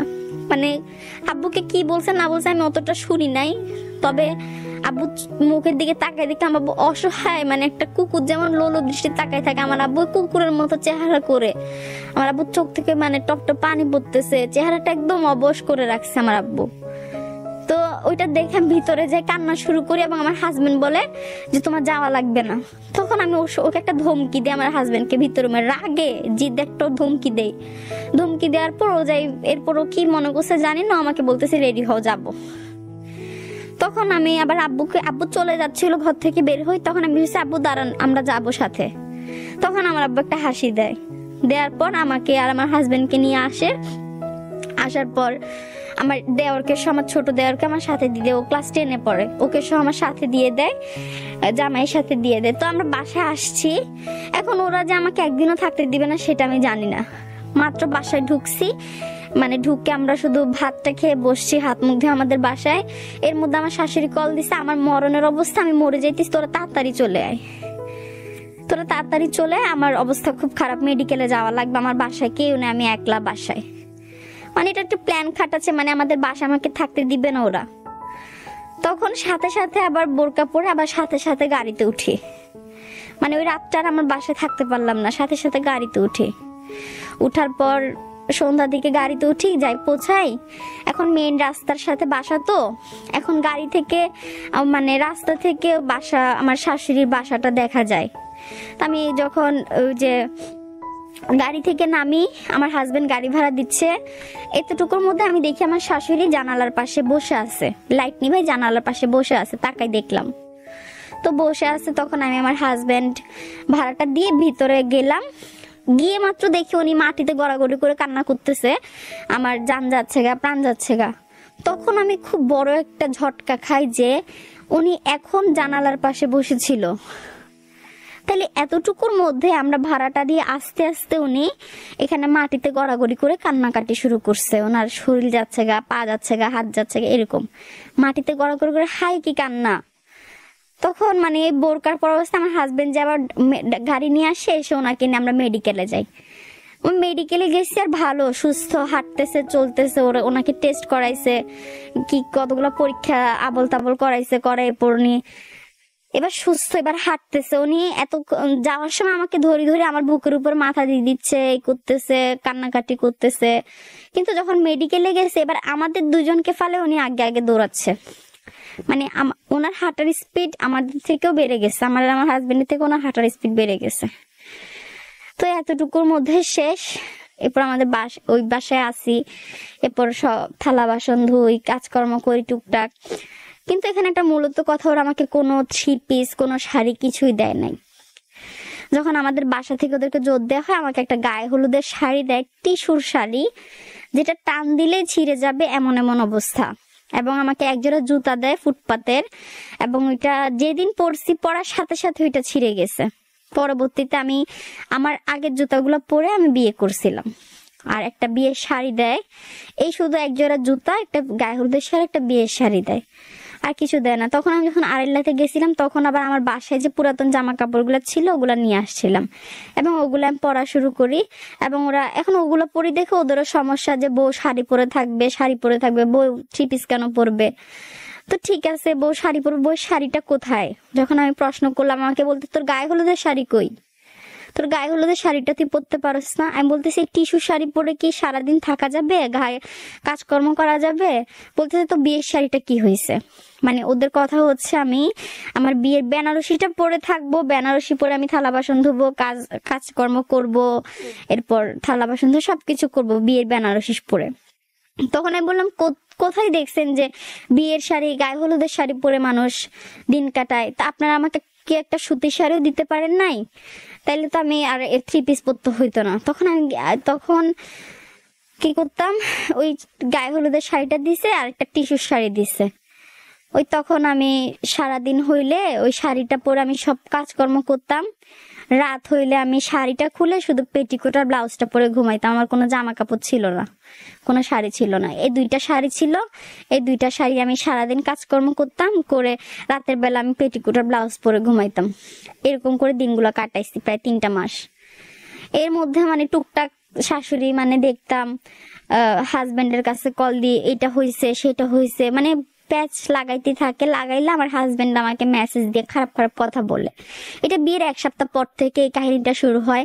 আমার হাজবেন্ড আমাকে কল দিয়ে উল্টাপাল্টা অনেক বৃষ্টি বৃষ্টি কথা বলে, গালাগাল করে, ওর মা এটা বলছে সেটা বলছে। তো আমি বুঝতাম না যে আমি প্রথম মাত্র আসছি, আমি এসে এখানে কি এমন করে ফেললাম যে আমার নামে প্রতিনিয়ত বিচার। আমি একটা কিছু খাইলে, আমি যদি ভাত একবারের বেশি 2বার নেই, ওইটা আমার হাজবেন্ডের কাছে বিচার দেওয়া শুরু করে ভাত খাইতে গেলে। এবং আমি ওখানে আতপ চাউলের ভাত খাইতে পারতাম না, আতপ চাউলের ভাত আমি খাইতে পারতাম না। আমরা সিদ্ধ চাউলের ভাত খাই বড় হয়েছি, তো খাইতে পারতাম না, যে ওইটা আমি কিছু বলতাম না। তো আমার হাজবেন্ডকে একদিন আমি বলছি যে আমি তো আপনাদের ঘরে ভাতগুলা খাইতে পারি না, আমাকে মানে আমার জন্য কিছু কেক বিস্কুট আনি রাখেন, তাহলে আমি এগুলা খাইতে পারবো। কারণ আপনার আম্মুকে তো বললে আপনার আম্মু আনি দেয় না আমাকে, আর আমাকে গালাগাল করে, উল্টাপাল্টা কথা বলে। তো ও আমাকে বলতেছে তুমি কি আমার খরচ বাড়াবা, এসব ফালতু অভ্যাসগুলা বাদ দাও, শুধু ভাত খাবা যে, আর কি তোমার জন্য আমি তো টাকার গাছ লাগাই নাই, এসব ফালতু অভ্যাস বাদ দাও, খিদার অভ্যাসটা পাল্টাই ফেলো। মানুষ খিদার জন্য খুন খারাপি সবকিছু করে, আর সে আমাকে বলতেছে তুমি খিদার অভ্যাসটা পাল্টাই ফেলো, তুমি আমার খরচ বাড়াইতেছো, আমাকে উল্টা পাল্টা কথা বলে। তো ওই দিন খুব কান্না করি রাতের বেলা। তখন আমার আম্মু করলে আম্মু তুমি যদি আরেকবার আসো, আসার সময় আমার জন্য কেক বিস্কুট এগুলা নিয়ে আসিও। তখন আমার আম্মু বলছে আচ্ছা ঠিক আছে নিয়ে আসবো। তা আম্মুকে এতটা কিছু বুঝতে দেই না, আমাকে দিয়ে অনেক ঘরের সারাদিন আমাকে দিয়ে কাজ করায়। যদি একটু শুইতে গেছি, একটু আমাকে বসতে দেখছে, এই আমার সাথে তোলফাল ঝগড়াঝাটি শুরু হয়ে যায়। আবার আমার হাজবেন্ড থাকতো যে ফটিকছড়ি, ওখানে জব করতো, ওখানে থাকতো আমি ওখানে আনোয়ারাতে থাকতাম বাড়িতে, শ্বশুর বাড়িতে। আর আমার হাজবেন্ড প্রতি সপ্তাহে যাইতো, প্রতি বৃহস্পতিবারে সে যাইতো। তো আমি তো ওখানেই থাকতাম, একা একা কাজকর্ম করতাম। এখন আমার হাজবেন্ডও তো দেখতো না যে কে সত্যি বলতেছে কে মিথ্যা বলতেছে। তাকে যেভাবে বোঝানো হইতো সে আমার সাথে সেভাবে বিহেভ করতো, বাজে বিহেভ করতো খুব। আমার কোনো কথাই সে বিশ্বাস করতে চাইতো না। তখন আমি একদিন আমার আম্মুকে এগুলো বলি যে আম্মু এরকম এরকম, এখন আমার কথা কোনো বিশ্বাস করতে। আম্মু বলছে ঠিক আছে তুই ওকে কিছু বলিস না, পরবর্তী থেকে তোর তো মোবাইল আছে, তুই এক কাজ করবি, তোরে কিছু বললে কিছু করলে ওগুলা রেকর্ড করবি, রেকর্ড করে ওকে শোনাবি, তাইলেও বুঝবে যে না তোর কোনো দোষ নাই। আমি বলছি আচ্ছা ঠিক আছে। তো আমি ওখানে সকাল 6টা বাজে উঠে রুটি বানাইতাম, 1টা 2টা না 40-50টা বানাইতে হইতো রুটি। সকালে উঠে রুটি বানাইতাম, এরপর সবার জন্য, এরপর রুটি বানানোর পর একটু ঘুমাইতাম, ঘুমাই আবার 9টা-10টার দিকে উঠতাম, উঠে ওদের জন্য আবার হালকা নাস্তা রেডি করতাম। করার পর আবার কতক্ষণ এবার ঘরের কাজকর্ম শেষ করে 12টার দিকে রান্না বসাইতাম। বসানোর পর আবার খাওয়া দাওয়া শেষ করতে করতে 2টা 2:30 বেজে যেত। তো এবার একটু শুইতাম, শুইলে আবার উঠে 4টা 5টার দিকে আবার বিকালের নাস্তা রেডি করতে হইতো।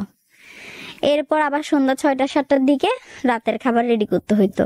তো এর মধ্যে যদি আমি একটু রেস্ট করতাম, একটু বসতে দেখতো, চিল্লাফাল্লা করতো। আর আমি যদি আমার ফ্যামিলির সাথে, আমার আব্বু আম্মুর সাথে একটু কথা বলতাম, ওদেরকে কল দিতাম, ওরা দেখতো আমার ফ্যামিলি থেকে আমাকে কল দিছে, ওরা মানে আমার সাথে বাজে ব্যবহার করতো, শোনায় শোনায় খারাপ খারাপ কথা বলতো, এবং বলতো আমার ফ্যামিলি নাকি আমার বুদ্ধি দেয়, কুবুদ্ধি দেয়, এইসব কথা বলতো। আমার ফ্যামিলি নাকি লোভী, এন তেন এইসব বলতো, মানে আমাকে এইসব উল্টাপাল্টা কথা বলতো সবসময়।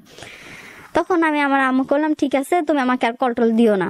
আমি কি আমার আব্বু আম্মুকে ব্লক করে দিই, আমি যে ওগুলো ভাল লাগে না, আমাকে প্রতিদিন এগুলো বলা আমার ভাল লাগে না। আমি আমার আব্বু আম্মুকে ব্লক করে দিছি একদম, যে না তোমরা কেউ আমাকে কল দিবে না। আমার ফ্যামিলির সবার নাম্বার ব্লক করে দিই রাগে। তো এরপরও ভাল লাগে না হঠাৎ করে। এরপর আমি কি করি, যেহেতু ওরা দেখলে চিল্লায়, তখন আমি কি করতাম, ওই রাতে যখন ঘুমাইতাম, রাতে 2টা 2:30টার দিকে আমার আম্মুকে আমি কল দিতাম। মন মানতো না, আমাকে এগুলো করতো, মন মানতো না। আম্মুকে বলতো, আম্মু আমার ভালো লাগতেছে না, আমাকে নিয়ে যাও। ওরা আমাকে দিবে না। এখন আমি একদিন আমার শ্বশুরকে বলছি যে আব্বু আমাকে দিয়ে আসেন না আমাদের বাসায়, আমি 2 দিন থাকি চলে আসবো। প্রচুর খারাপ ব্যবহার করে আমাকে, আমাকে দিবে না, এন তেন, ওরা আমাকে দিতে পারবে না, এন তেন। এরপর আমার চুল তো লম্বা ছিল, আমার চুল তখন অনেক লম্বা ছিল, তো চুলের তো যত্ন নিতেই হইতো। তো চুলে শ্যাম্পু আমার লাগতো 4-5টা, আবার তেল লাগতো। আমি এই তেল দিতে গেলে আমার 1 বোতল তো একসাথে লাগতো। তো এখন আমি আমার শ্বশুর বলতো, তোমার কি লাগবে না লাগবে আমাকে বলিও, আমাকে বলতো। আগে আমাকে অনেক আদর দেখাইতো, যে তোমার কি লাগবে না বললে আমাকে বলবা, এন তেন এগুলো বলতো। তখন আমি একদিন আমার শাশুড়িকে বলি, আর আম্মু আমার কোনো শ্যাম্পু, কোনো তেল, ওরা কোনো ক্রিমটা পর্যন্ত আমাকে দেয় নাই, আমার চুলগুলো একদম লাসা লাসা দুর্গন্ধ হয়ে গেছে সাবান দিয়ে ধুইতে ধুইতে। এখন আমি একদিন আমার শাশুড়িকে বলি যে আম্মু আমাকে একটা শ্যাম্পু এনে দেন, একটা হইলো এনে দেন না শ্যাম্পু আমাকে। এই কথা বলছে, আর উনি আমাকে দুনিয়ার গালাগালি চিল্লাফাল্লা করতেছে। এখন আমার শ্বশুর বিকালে বাসায় আসছে, আর আমার শ্বশুরকে বিচার দিছে যে এই মেয়ে আমার কাছে শ্যাম্পু চাইছে। তখন আমার শ্বশুর আমাকে সামনের রুমে ডেকে নিয়ে বলে, এই তুই কি জমিদারের মেয়ে? তুই আমাদের বাসায় এসে শ্যাম্পু ব্যবহার করার কথা বলস? তোর বাপে কোন জমিদারি আছে যে তুই শ্যাম্পুর কথা বলস আমার ঘরে এসে? তখন আমি আবার ওনারে জবাব দিলাম, তাহলে আপনি কোন জমিদার যে আপনার মেয়েরা শ্যাম্পু ব্যবহার করে, কন্ডিশনারও ব্যবহার করে, আর আমি ব্যবহার করতে পারবো না? এই কথা বলছি। বলার পর উনি আমাকে ওই যে রুটি বানায়, উনি রান্নাঘর থেকে যে রুটি বানানোর বেলন নিয়ে আসছে আমাকে মারার জন্য আসছে। তখন আমার শাশুড়ি আর আমার পাশের বাসায় একটা মহিলা এসে আমার শ্বশুরকে আটকাইছে। আটকানোর পর আমার আবার প্রচুর রাগ হয়েছে। তখন ওরা আমার শ্বশুর একদিন আমার জন্য চিরুনি আনছিল, আমি কি করছি, চিরুনিটা নিয়ে ওনার সামনে, ওনার পায়ের সামনে আমি মেলা মারছি, যে আপনার চিরুনি আপনি নিয়ে যান, আমার লাগবে না। আমার বাপে যেদিন আমার চিরুনি কিনে দিয়ে যাবে সেদিন আমি ব্যবহার করবো। প্রচুর রাগ হয়েছিল ওই দিন। তো এরপর ওরা কল দিয়ে আমার আম্মুকে বিচার দেয় যে শ্বশুরের মুখে মুখে তর্ক করছে, শ্বশুর আদর করে একটা চিরুনি দিছে, ওই চিরুনিটা ও ফেলে দিছে ও শ্বশুরের পায়ের সামনে, শ্বশুরের নাকে মুখে ছুঁড়ে মারছে। আম্মুকে বিচার, তখন আম্মু কল দিয়ে আমাকে গালাগালি করে প্রচুর। আমি বললাম আমার কোনো উপায় ছিল না, আমাকে প্রচুর খারাপ ব্যবহার করতেছে ওরা। একটা শ্যাম্পুর জন্য আমার বলতেছে আমি, আমার বাপে কোন জমিদারি আছে যে আমি শ্যাম্পুর কথা বলতেছি। এরপর আমি কিছু খাইতে বলতে পারতাম না, কিছু পড়তে বলতে পারতাম না, আমার ফ্যামিলির সাথে কথা বলতে পারতাম না, এই কাহিনী করতো। এরপর আমার হাজবেন্ডে আমাকে সেটা বলতো, আমার শাশুড়ি বলতেছে, শোনো তোমার কিছু লাগলে তোমার শ্বশুরকে বলবা, তোমার কোনো অসুখ হইলে তুমি আমাকে বলবা, কিন্তু আমার ছেলের কাছে তুমি কোনোদিন কিছু চাইবা না, কিছু বলবা না। আমি বলতেছি কেন, এরকম কেন? বলতেছে হ্যাঁ, আমার ছেলের কাছে কিছু চাইতে পারবা না, তুমি যা বলার আমাকে আর আমার হাজবেন্ডকে বলবা। আমার ছেলের সাথে কিছু, ওর কাছে কিছু চাইবা না, কিছু খাইতে চাইবা না, পড়তে চাইবা না, অসুস্থ হইলে ওকে বলবা না, আর কোনো দিকে ঘুরতে যাওয়ার কথা, কোনো কিছুর কথা ওকে বলবা না। তখন আমি বলি যে তাইলে কি আমি ওকে শুধু রাত কাটানোর জন্য বিয়ে করছি, যে আমি শুধু রাত কাটাবো, আমি অসুস্থ হইলে বলতে পারবো না, আমি কিছু খাইতে হইলে বলতে পারবো, তাইলে আমি বিয়ে করছি কেন? আমি কি আপনাকে আর আমার শ্বশুরকে বিয়ে করছি যে সবকিছু আপনাদেরকে বলবো, যে আমার হাজবেন্ডকে কিছু বলতে পারবো না? এই কথা বলছে, আর দুনিয়া কান্নাকাটি শুরু করছে। কান্নাকাটি করে আমার হাজবেন্ডকে বিচার দিছে, তোর বউ আমাকে এই কথা বলছে।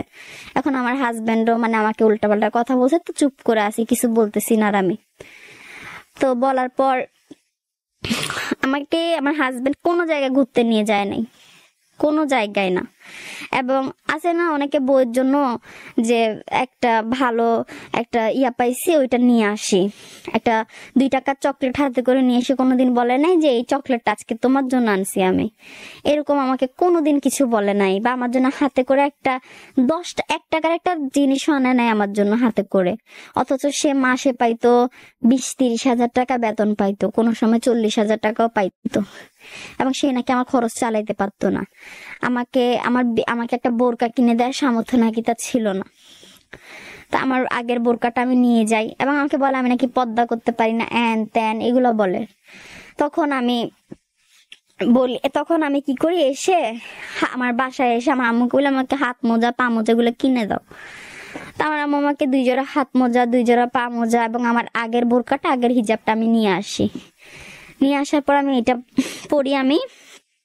এখন আমি হাত মোজা একদিন পরতে দেখছি, আমার শাশুড়ি এসে বলতেছে তুই হাত মোজা কেন পরছস, হাত মোজাগুলো এখন খুলে ছিঁড়ে ফেলে দে।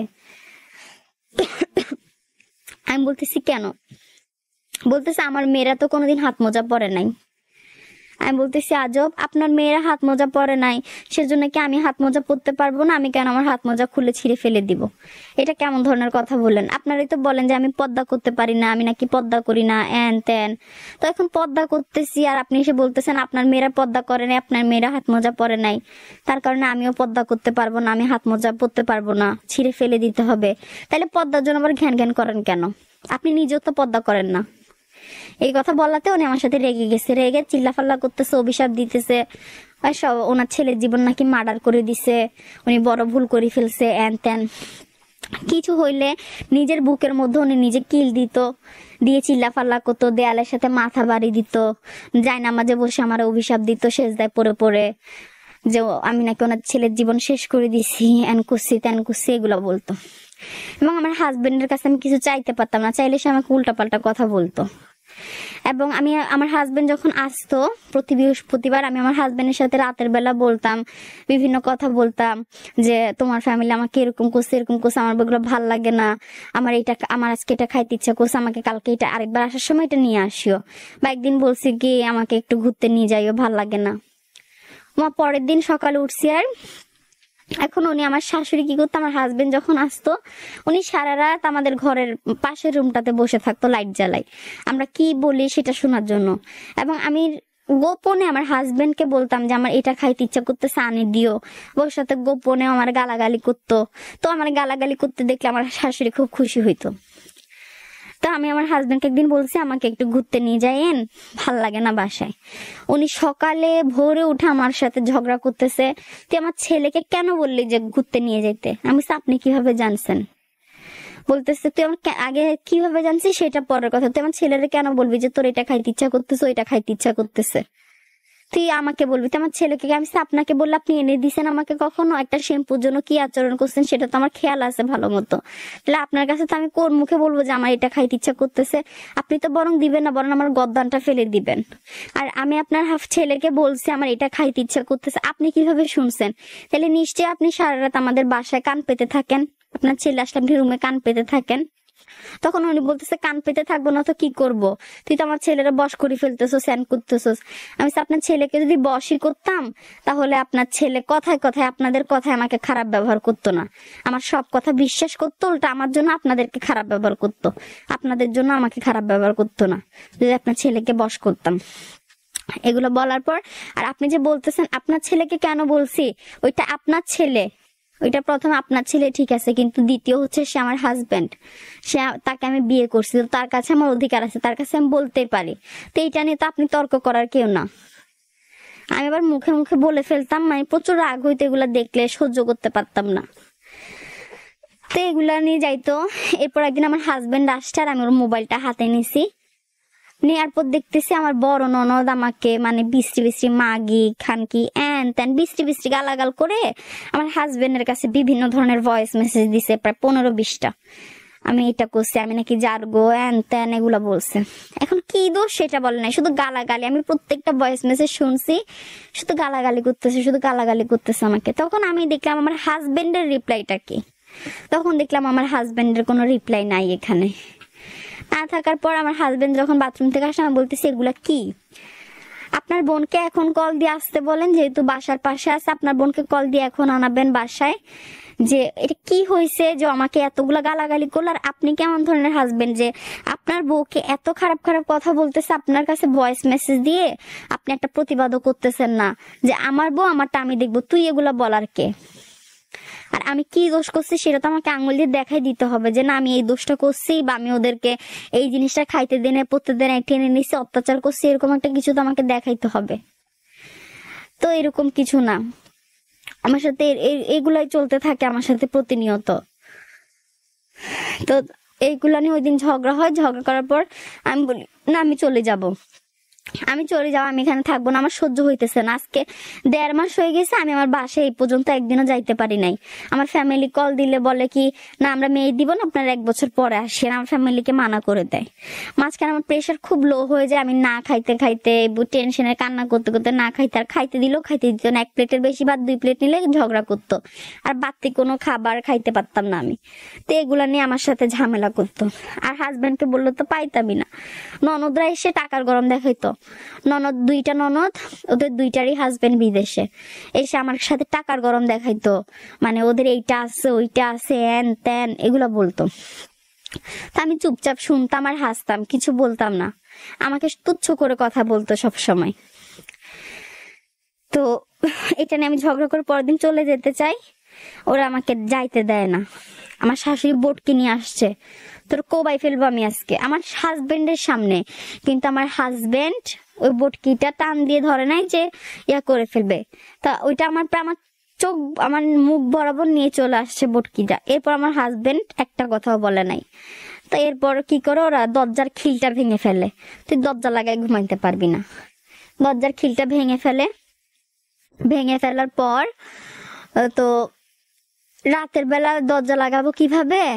তো এখানে আমার একটা লাগেজ ছিল, লাগেজটা দিয়ে দরজাটা রাতের বেলা আমি মানে ঠেলা দিয়ে শুইতাম।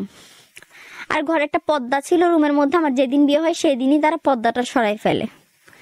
ঘরের রুমের পর্দা রুমে থাকবে, তারা রুম থেকে পর্দাটা খুলে ফেলে।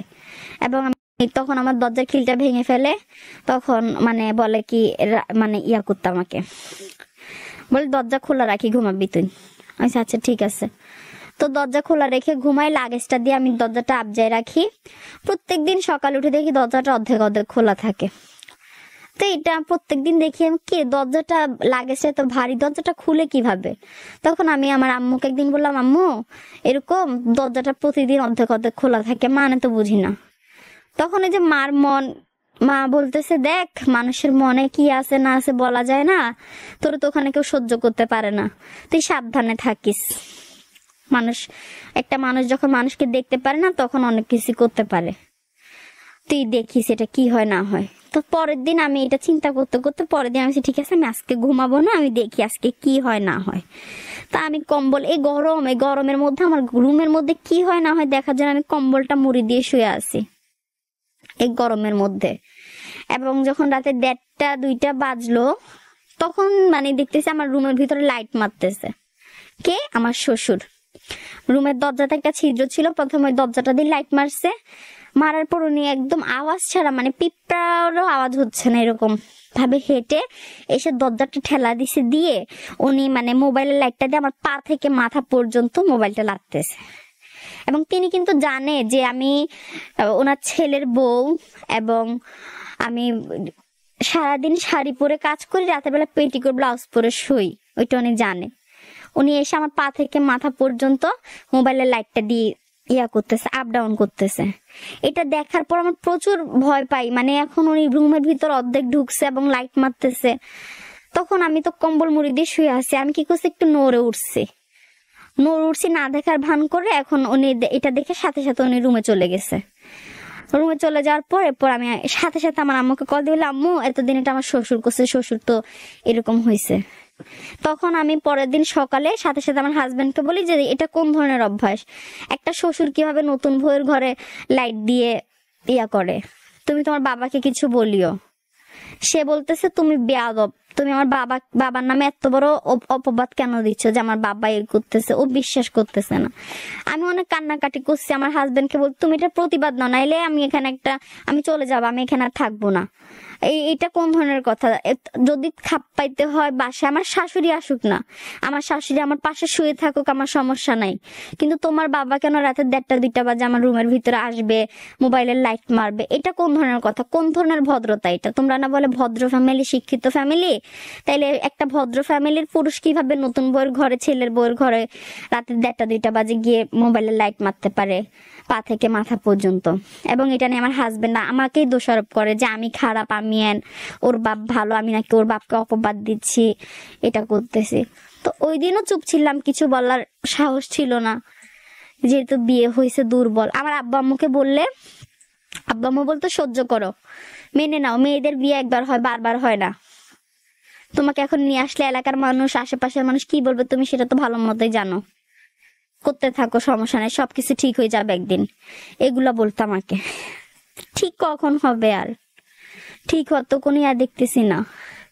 এরপর আমি একদিন কাঁচা হলুদ বেটে রাখছে, ওরা রান্নাটা কাঁচা হলুদ দেয়, তা আমি ওখান থেকে একটু কাঁচা হলুদ আলাদা করে রাখছি, আমার হাতে পায়ে মুখে দিব অল্প করে। এখন আলাদা করে বাটিতে রাখছি, রাখার পর একটু পরে গিয়ে দেখি হলুদের বাটির উপরে সবুজ সবুজ কতগুলা কি যেন। তখন আমি বলতেছি এটা মানে হলুদের মধ্যে সবুজ মানে বুঝলাম না। আমি কি একটা চামচ নিয়ে ওইটার লাড়া দিলাম, দেওয়ার পর দেখতেছি ওই কাঁচা হলুদ যেটা আমি আলাদা করে রাখছি ওইটার ভিতরে অনেকগুলা মরিচ বাটা দিয়ে রাখছে। তাইলে আমি যদি এই মরিচ বাটার মিলাই রাখছি, আমি যদি হলুদটা না দেখে আমার মুখে দিতাম, তাহলে আমার ওই দিন তো আমার অবস্থা খুব খারাপ হয়ে যাইতো। তো রাখে আল্লাহ মারেকে, আল্লাহ আমার সহায়, আল্লাহ আমাকে দেখাই দিছে যে ওই জিনিসটা, তো আমি আর ওইটা দেই নাই। তখন আমি কি করছি, আমার মোবাইলটা নিয়ে আমি ওই হলুদের এটা একটা ভিডিও করছি, একটা ছবি তুলছি, তুলে আমার হাজবেন্ডকে পাঠাইছি যে দেখো তোমার মার কাজগুলা, যে আমি হলুদ নিয়েছি, হলুদের মাঝখানে মরিচ বাটা মিশাই রাখছে, তাহলে এই ঘর আমি কিভাবে থাকবো, কিভাবে কি করব? এখানে তো আমার সম্ভব হবে না। তো এটা যখন বলছি ও একটা প্রতিবাদ করে নাই। এরপর একদিন আমার হাজবেন্ড বৃহস্পতিবারে যাবে, এখন উনি চুলায় ভাত বসে আমি ছাদে কাপড় আনতে গেছি। এখন উনি এসে আরো আশেপাশের মানুষ আছে, আমাকে প্রচুর গালাগাল করতেছে যে মেয়ে ভাত রাখি চলে গেছে, চুলায় ভাতগুলা পুড়ে ছাই হয়ে গেছে, হ্যান ত্যান। আরো অনেকগুলা মানুষ এসে আমার করছে, আমার চোখ থেকে টপ টপ পানি পড়তেছে, কারণ এতগুলা মেহমানের সামনে আমাকে অপমান করতেছে। আমি চুপচাপ বাসায় আসছি, এসে এখন রাতে যখন ভাত খাওয়ার সময় হয়েছে, ভাত বাড়তে গেছি, তখন দেখতেছি একটা ভাতও পুড়ে নাই, ভাতের জায়গায় ঠিকই আছে। তখন আমি কি করলাম, ভাতগুলা বলে ঢাললাম, ঢেলে আমি ভাত সামনের রুমে নিয়ে না যাই, আমি আমার হাজবেন্ডের কাছে গেলাম, গিয়ে বললাম দেখো তোমার মা একটু আগে আমাকে সবার সামনে অপমান করছে, ভাত পুড়ে গেছে, আমাকে অভিশাপ দিছে, উল্টাপাল্টা কথা বলছে, তাহলে ভাত তো একটা পুড়ে নাই, তাহলে এখন আমি যদি তোমার মায়ের মুখে মুখে যে আবার তর্ক করি, তাহলে তোমার মায়ের সম্মানটা কোথায় থাকবে? এটা বলছে। আমি বলছি তুমি এটা নিয়ে কিছু বলো, এটা নিয়ে প্রতিবাদ করো তুমি, যে আমাকে একটু আগে আমাকে বলছে, তুমিও তো ছিলা সামনে, যে ভাত পুড়ে গেছে বলে আমাকে অপমান করলো, গালাগাল করলো, তাহলে এখন তো ভাত একটা পুড়ে নাই, তুমি এবার কিছু বলো। ও চুপ করে আছে, কিচ্ছু বলতেছে না। ওকে আমি হাতে নাতে প্রমাণ দেখানোর পরও সে আমাকে বিশ্বাস করতো না, চুপ করে আছে, কিছু বলতেছে না। এর মধ্যে মানে আমার বাসায় কল দিয়ে আমার নামে বিচার দেয়, আমি এই করছি সেই করছি, আমি ঘুম থেকে উঠি না, আমি নাকি ওদেরকে একদিনও, আমার শ্বশুর 6টা বাজে চাকরিতে যাইতো, মডার্ন গ্রুপে চাকরি করে, তো ওনাকে যখন নাস্তা রেডি করে দিতাম, উনি কি করতো, নাস্তা না খেয়ে চলে যায়। ওনার সময় থাকতো হাতে, ওনার হাতে সময় থাকার পরেও উনি নাস্তা না খেয়ে চলে যাইতো, এবং পরবর্তীতে বলতো কি বউর হাতে বউ কোনোদিন 1 কাপ চাও খাওয়াইতে পারে নাই। আমার আব্বা আম্মুকে বলতো আপনার মেয়ে আমাকে 1 কাপ চা করেও খাইতে পারে নাই। তখন আমি আমার আব্বা আম্মুকে বলতাম যে এরকম। তখন আমার আঙ্কেল একদিন বলছে আপনি অফিস যান কয়টা বাজে? বলতেছে এতটা বাজে। বলতেছে তাইলে আপনার জন্য তো প্রতিদিন নাস্তা রেডি করে, তাহলে আপনি তো নাস্তা না খেয়ে চলে যান, তাহলে আপনি নাস্তা যেখানে না খেয়ে চলে যান এটা তো মেয়ের দোষ না, তাহলে আপনি মেয়েকে বলেন কি মেয়ে নাকি আপনাকে চা খাওয়াইতে পারে না, 1 কাপ চা খাওয়াইতে পারে না কোনোদিন, এসব কোন ধরনের কথা? এগুলো তো আপনার মুখে মানায় না। তখন এটা যখন বলছে উনি চুপ করে আছে। এরপর একদিন ওই যে ওদের বাসায় গেছে, আমার ননদের বাসায় নিয়ে গেছে আমাকে। আমার ছোট ননদ বেড়াইতে আসছে, ওদের বড় ননদের বাসায় নিয়ে গেছে আমার শাশুড়ি, আমি, আমার হাজবেন্ড, আমার দেওর। এখন ভিতর রুমে বসে ওরা লুডো খেলতেছে। তখন ওই লুডো খেলতেছি বসে বসে, তখন দেখা গেল লুডো তোরা হেরে গেছে, আমি জিতছি, আমি ফার্স্ট হয়েছি। হওয়ার পর আমি বলতেছি আমি ফার্স্ট হয়েছি, আপনারা সবাই লুজার, এগুলা বলে এক দুষ্টামি করতেছি, হাসাহাসি করতেছি। তো ও আমার মানে ও আসি, আমার বড় ননদ আসি বলতেছে মেয়েটা পাগল, পাগল ইতি পাগল ইতি পাগল, এভাবে করে বলতেছে। তা আমার থেকে একটু, তা আমি এটা দুষ্টামি ছলে নিতেছি, এটা যে আমার সিরিয়াস বলতেছে সেটা আমি জানি না। তখন আমি বলতেছি আমি পাগল, তাহলে তুমি পল, কারণ চিটাঙ্গাদেরকে তো পাগলকে ফল বলে, তাহলে আমি পাগল তুমি পল, তাহলে আমরা দুইজনই এক বলে আমি হাসতেছি, মানে আমি দুষ্টামি ছলে কথাটা বলছি। ও এসে কি করছে আমারে বলতেছে বেয়াদব মেয়ে, তোরে এক থাপ্পড় দিব ধরে আমি। এখন আমার হাজবেন্ডের সামনে, আমার হাজবেন্ড শোনার পর কিছু বলতেছে না, আমাকে থাপ্পড় মারার জন্য আমার গালের সামনে আমার হাতটা, ওর হাতটা আমার গালের সামনে নিয়ে আসছে। আমি তো পুরো অবাক, কি রে, ওই আমাকে পাগল ডাকলো, আমি রাগ করলাম না, আর আমি ওকে বলাতে ও এতটা তেজি হয়ে গেল যে আমাকে, আমার বড় ভাইয়ের বউ আমাকে এই কথাগুলো বলতেছে, আমাকে থাপ্পড় মারতে আসতেছে। এরপর আমি ওই দিন যখন ননদের বাসায় আমি আর ভাত খাই নাই, ওই দিন বাসায় চলে এসে আমি আমার হাজবেন্ডের সাথে ঝগড়া করি যে আমার, তুমি ওইটার প্রতিবাদ নিতে হবে তোমাকে, তোমার সামনে তোমার বোন আমাকে মারতে আসছে, তোমার ছোট বোন, তোমার বড় বোন না, তাহলে তুমি এটার প্রতিবাদ ওখানে বসে করো নাই, তাহলে তুমি এখন যদি প্রতিবাদটা না করো তাইলে আমি এখন কিন্তু এখানে কিন্তু তোমার সাথে আমার সংসার সম্ভব না, তোমার প্রতিবাদটা করতে হবে, নাইলে আমাকে আমার বাসায় দিয়ে আসো। আমি ওই দিন অনেক চিল্লাফাল্লা কান্নাকাটি করি, ঝগড়াও করি। আমি ওই দিন আমাকে কেউ থামাইতে পারে না। পরের দিন আমি বলি আমি বাসায় চলেই যাব, কিন্তু ওরা আমাকে যাইতে দিবে না। আমার হাজবেন্ডের আবার MBA পরীক্ষা, সে আমাদের বাসার পাশে আগ্রাবাদ ওখানে পরীক্ষা দিতে যাবে কমার্স কলেজে, তো তাকে বলছে আমাকে নিয়ে যাইতে, আমাকে আমার বাসায় দিয়ে আসতে। সে আমাকে আমার বাসায় দিয়ে আসতে পারবে না, তার মা মানা করতেছে, দিয়ে আসতে পারবে না। তখন আমি বলছি না, আমি থাকবো না, আপনার সামনে আপনার মেয়ে আমাকে মারতে আসতেছে, আপনিও কোনো প্রতিবাদ করতেছেন, আপনার ছেলেও প্রতিবাদ করতেছেন, আমি এই ঘরে থাকবো না, আপনার এই প্রতিবাদটা না নেওয়া পর্যন্ত আমি আপনাদের বাসায় থাকবো না, আমি চলে যাব। আমাকে আমার বাসায় দিয়ে আসেন, নাইলে আমার আব্বা আম্মুকে খবর দেন, আমাকে সে নিয়ে যাক, আমার কোনো আপত্তি নেই। ওরা আমার আব্বা আম্মুকে খবর দিবে না, আমাকে ওরা দিয়ে আসবেন আমার বাসায়। তখন আমার ওই দিন এমন একটা রাগ আসে যে, যার ওনার সামনে একটা মেয়ে আমাকে মারতে আসতেছে, মা বোন ভাই সবাই আছে, কেউ প্রতিবাদ করতেছে না, সবাই দেখছে আমার কোনো দোষ নাই। তখন খুব রাগ হয়, এখন আমাকে ওরা যাইতে দিবে না আমাকে ওরা। তখন আমি কি করি, আমার ফ্যামিলি তো প্রচুর ভয় ভয়, যেহেতু মেয়ে পক্ষ, মেয়েদের তো সবসময় গলা নিচু রাখতে হয়। আমার ফ্যামিলি জোর খাটায় ওদেরকে বলে আমাকে নিয়ে যাবে, এমন কোনো পরিস্থিতি আমার ফ্যামিলির কাছে ছিল না। তো ওরা, আমার ফ্যামিলি তখন ওরা, ও পরীক্ষা দিতে চলে আসে, কিন্তু আমাকে আনলে, তখন আমি কান্নাকাটি করি, কিন্তু আমাকে ওরা আনতেছে না, দিবে না আমাকে। তখন আমি কি করি, ওই দিন 2 দিন আর ঘরে কোনো কাজকর্ম করি না, রাগে জিদে মানে কষ্টে আমি আর কোনো কাজকর্ম করি না। 2 দিন আমি দরজা বন্ধ করে বসে থাকছি, আমি কিছু খাইও নাই, কিছু করিও নাই, আমি কোনো থালা বাসনও ধুই নাই, কাপড় ধুই নাই, রান্না বান্না করি নাই। আমার শাশুড়ি সবকিছু করছে। আমার শাশুড়ি দরজা বাড়ি দিত, এই তুই কই, কাজ করতে আয়, রান্না করতে হয়। আমি কোনো শব্দ করতাম না, আমি এই দরজা বন্ধ করে প্রায় 2টা দিন আমি পড়েছিলাম। যখন ওরা 2 দিন একদম অস্থির হয়ে গেছে আমাকে নিয়ে, দেখতেছে আমি নাস্তা করতেছি না, রান্না করতেছি না, ঘরের কোনো কাজ করতেছি না, দরজাও খুলতেছি না, দরজা বন্ধ করে পড়ে আছি, এটা দেখার পর মানে তখন আমার শাশুড়ি কি করলো, এবার ওরা নিজে থেকে আমার ফ্যামিলিকে কল দিল যে আপনার মেয়ে অতিরিক্ত করতেছে, আপনারা আসেন। তখন আসার পর আমি ওদের সামনে, আমার ফ্যামিলির সামনে আমি সব কথা বলি। বলার পর আমার ফ্যামিলি ওদের সামনে আমাকে বকা দেয় যে তুমি মেয়ে, তোমাকে সহ্য করতে হবে। এই কথাটা শুনতে শুনতে আমার কানটা পুরো ঝাঁঝরা হয়ে যায়। তো ওই দিন আমি আমার ফ্যামিলির সাথে চলে আসি, এসে আমি আর যাইতে চাই না, আমার আর মন ধরতেছে না, না আমি ওখানে যাব না। তখন গত বছর অক্টোবর মাসের 15 তারিখ আমি আমার ফ্যামিলির সাথে চলে আসি, আর যাই না। তখন ওরা আবার 10-15 দিন পরে আমাকে ওরা নিতে আসে। নিতে আসার পর আমাকে নিয়ে যায় ওরা, আমার ফুফু শাশুড়ি, আমার চাচি শাশুড়ি, আমার শ্বশুর, এরা সবাই আসে, এসে আমাকে ওরা নিতে আসে। আমি বলি না, আমি যাবো না, কোনো মতে আমি যাব না। নিতে আসে, এবং পরবর্তী যখন নিতে আসে ওদেরকে আমার আব্বু আম্মু দাওয়াত দেয় যে যা সমস্যা নাই, তোর সাথে ওরা খারাপ ব্যবহার করবে না, যা তুই। আমার ফ্যামিলি আমাকে পাঠায়, পাঠানোর পর পাঠানোর জন্য আমাকে ওদেরকে দাওয়াত দেয় যে আসেন আপনারা, এসে মেয়ে নিয়ে যান, যেহেতু আপনারা মেয়ে মেয়ে করতেছেন এত। তো আসার পর আমার চাচা শ্বশুরকে আমার আব্বু সবকিছু বলে যে মেয়েকে এরকম এরকম অত্যাচার করে, যার কারণে আমরা মেয়ে দিতে চাইতেছি না। তো আমার চাচা শ্বশুর বলে কি সমস্যা নাই, এবার আমি আসি, আপনার মেয়ের সাথে যদি কেউ কোনো খারাপ ব্যবহার করে কিছু বলে তাইলে আপনার মেয়েকে বলবেন আমাকে বলতে, আমি এটা হ্যান্ডেল করবো, আপনার মেয়ের সাথে আর কেউ কোনো কিছু বলবে না, করবে না।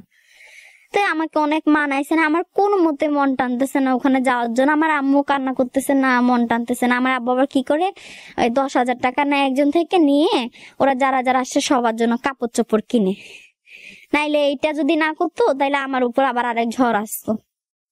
তো আমার ফ্যামিলি কাপড় চোপড় কিনে ওদের সবাইকে দিয়ে দেয়, ননদের 2টা ননদের জন্য, আমার শ্বশুরের জন্য, শাশুড়ির জন্য, চাচি শাশুড়ির জন্য, ফুফু শাশুড়ির জন্য, সবার জন্য কাপড় কিনে দেয়। আমার শাশুড়ি সেদিন আসে নাই।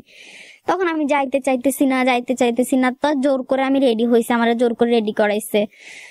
করানোর পর আমার আব্বু আসছে, আমার আব্বু আমাকে বলতেছে, দেখ তোর যদি এবার কেউ কিছু বলে, তো চাচা শ্বশুর এটা আছে যে, তো চাচা শ্বশুরের কাছে বলিস সবকিছু, তো চাচা শ্বশুর তোর আর কেউ কিছু বলবে না, তুই এখন নিশ্চিন্তে যাইতে পারস। আমার কোনো মতে মন টানতেছে না, আমি কান্না করতেছি, আমার আম্মু কান্না করতেছে, কোনো মতে মন, এই যে আমার বিপদ ঘনায় আসতেছে, শনি ঘনায় আসতেছে, তার কারণে হয়তো মন টানতেছে না যাইতে। তো গেছি ওখানে, মজ্জারটা এক জায়গায় গাড়িতে নামছি সবার সাথে, আর একটা গাড়িতে উঠবে এমন টাইমে আকাশটা এমন অন্ধকার হইছে, মানে পুরো চুলের মতো কালো হয়ে গেছে আকাশটা। এবং আকাশটা রাস্তার ওই পাশে হচ্ছে একদম রোদ, টকটকে রোদ, আর এই পাশে হচ্ছে আকাশটা প্রচুর কালো, একদম বাতাসে বালু ধোয়া উঠতেছে, বাতাসে সবকিছু, মানে বৃষ্টি আসবে, একদম ঝড় আসবে, এরকম একটা অবস্থা। আমার চাচির শাশুড়ি আবার মাঝখান দিয়ে উঠে বলতেছে, বৃষ্টি তো নির্ঝরা তো এবার যাচ্ছে, বৃষ্টিও আসতেছে, তাইলে এখন মনে হয় ওর জীবনে মনে হয় এমন কোন অন্ধকার এখন আসবে, কারণ ওকে নিয়ে যাচ্ছি, এর মধ্যে এরকম ইয়া হচ্ছে, আল্লাহ জানে এর জীবনে কি আসতেছে। আমার চাচির শাশুড়িটা আবার খুব ভালো ছিল, বলতেছে আল্লাহ জানে এখন কি হবে। এর আগে আবার আমার চাচি শাশুড়ি যখন বিয়ে করে আসে 3 বছর আগে, তো আমার চাচি শাশুড়ির সাথে, ওরা তো তখন গ্রামে থাকতো, আমার চাচি শাশুড়ির সাথে আমার শাশুড়ি এরকম খারাপ আচরণ করতো। করার পর এগুলা নিয়ে যখন এলাকাতে মেম্বার চেয়ারম্যান নিয়ে বিচার বসার পরে তখন ওরা দেখে কারগুন দেখে এখন আমার শ্বশুর বাড়ির যারা, আমার শ্বশুর শাশুড়িকে বাড়ি থেকে বের করে দেয়। আমার শ্বশুরা 7 ভাই, ওরা 6 ভাই একসাথে আছে, আমার শ্বশুর শাশুড়িকে এলাকা থেকে বের করে দেয়, এলাকা থেকে, কারণ ওরা বউর সাথে, ওই আমার চাচি শাশুড়ির সাথে খুব বাজে ব্যবহার করে। তখন আমার শ্বশুর শাশুড়ি সেখানে ভাড়া বাসায় থাকে। তখন আমার এই চাচি শাশুড়িকে যে অত্যাচার করতো, তখন চাচি শাশুড়ি আমার শাশুড়িকে বলছিল কি যে, তুমি আমার সাথে এরকম করতেছো, সমস্যা নাই, তুমি কোনোদিন ছেলের বউনি খাইতে পারবা না, তুমি তোমার ছেলের বউর সাথে এরকম ল্যান্টামি করবে, এরকম ভাষায় কথাটা বলছে, তুমি ছেলের বউর সাথে কোনোদিন খাইতে পারবা না। তখন আমার চাচি শাশুড়ি ভালো ছিল, আমার চাচি শাশুড়ির সাথে এগুলো হয়েছে, উনি বুঝতো আমার দুঃখটা। তো উনি বলতেছে বৃষ্টিও আসতেছে, আবার নির্ঝরাকেও নিয়ে যাইতেছে, আল্লাহ জানে এখানে কি হয়, ওর জীবনে মনে কোনো অন্ধকার আসতেছে। ঠিকই আমার জীবনে অন্ধকার নেমে আসতেছে, প্রচুর বৃষ্টি শুরু হয়েছে ওই দিন। বৃষ্টি শুরু হওয়ার পর আমি গেছি সন্ধ্যা 7টার দিকে, এবং এই 2 দিন পরে আমার হাজবেন্ড আসার পর বলে কি, সকালে যে আমাকে নাস্তা দাও, ভাত দাও, আমি ভাত খাবো, নাস্তা দিও না। আমি আচ্ছা ঠিক আছে, তো ভাত দিছি ওকে, দিয়ে তরকারির চামচটা আমি ভুলবশত মাটিতে পড়ে গেছে, আমি খেয়াল করি নাই। এখন এটা মাটিতে পড়লো কেন, আমার শাশুড়ি এসে আমার হাজবেন্ডের সামনে আমার মা বাবাকে নিয়ে, আমার 14 গোষ্ঠী নিয়ে কথা বলতেছে উল্টাপাল্টা। তখন আমি আমার শাশুড়িকে বললাম, একটা চামচই তো পড়ছে, চামচটা তো তুলে নেওয়া যাইতো, জায়গাটা মুছে ফেলা যাইতো, আপনি আমার সাথে এরকম ব্যবহার করতেছেন। আমার মা বাপ, আর আপনি আমার সাথে হয়েছে, আপনি আমাকে বিয়ে করাই আনছেন, আপনি আমাকে বলেন, আপনি আমার মা বাপকে, আমার 14 গোষ্ঠী কিনে কেন টানতেছেন এখানে। যখন এই কথা বলছে, উনি আমার অভিশাপ দিচ্ছে, তোলফাল করতেছে। এবার উনি মানে মাথা ফাটাই ফেলতেছে, উনি ওনার ছেলেকে মারতেছে, উনি জুতা নিয়ে ওনার গালের মধ্যে বাড়ি দিতেছে, ওনার জীবন শেষ হয়ে গেছে আমারে বিয়ে করাই। ওনার ছেলের জীবন শেষ হয়ে গেছে, ওনাদের লাইফ শেষ হয়ে গেছে, এগুলা বলতেছে এবং অভিশাপ দিচ্ছে। এবং দুপুর 1টা থেকে শুরু করে বিকাল 4টা পর্যন্ত উনি এই কান্না কাটি তোলফাল, আশেপাশের মানুষ সহ জমে গেছে। বাট আমার হাজবেন্ড বলতেছে না যে মা তুমি একটু চুপ করো, তুমি এগুলো কি শুরু করছো, একটু চুপ করো, আমার একটা মান সম্মান আছে, একটা চামচই তো পড়ছে, এর কারণে কি হয়েছে যে তুমি এরকম আচরণ করতেছো। ও এরকম কিছু বলতেছে না, ও চুপচাপ বসে আছে। আমিও বসে আছি, আমিও কিছু বলতেছি না। আমার শাশুড়ি ওনার যা খুশি বলতেছে, যা খুশি করতেছে। এরপর 4:05 সাড়ে 4টার দিকে আমার শ্বশুর আসি বলতেছে, এই আমার হাজবেন্ডকে গালাগালি করতেছে, দিনের কয়টা বাজে, ভাত কোথায় আমার, আমি ভাত খাবো না। তখন আমার হাজবেন্ড বলতেছে যা আমার আব্বুকে ভাত দাও। আমি বলছি না আমি পারবো না, তোমার আব্বুকে তুমি যাই ভাত দাও, নাইলে ওনাকে নিয়ে খাইতে বলো। ওনার ওয়াইফ কি করতেছে উনি দেখতেছেন, উনি ওনার ওয়াইফকে ডাক দিতে পারতেছে না। দুপুর 1টা থেকে শুরু করে দিনে 4টা বাজতেছে, এখন উনি এইসব আচরণ করতেছে। কই তুমিও তোমার মাকে থামাচ্ছ না, উনি ওনার বউকে থামাচ্ছে না। তাইলে ওর এই কাহিনীগুলোর জন্য আমি তো দিব না, ওনাকে নিজে নিজে ভাত খাইতে বলো, আমি দিতে পারবো না। এই কথা বলছি। আর আমার শ্বশুর চলে গেছে, এখন আমার হাজবেন্ড যে ওর বাপকে ভাত দিছে, আমাকে আর কিছু বলে নাই। আমার শ্বশুরকে যে আমার হাজবেন্ড ভাত দিয়ে আসছে, তো আমার শ্বশুর খাই বের হয়ে গেছে ঘর থেকে। বের হয়ে যাওয়ার পর আমার হাজবেন্ড চলে গেছে আবার ফটিকছড়িতে। তখন হচ্ছে নভেম্বরের 4 তারিখ। আমি কিন্তু আমার আমাকে একটা কথা বলছিল, ননদদেরকে সবসময় বোনের চোখে দেখবি, তাইলে দেখবি।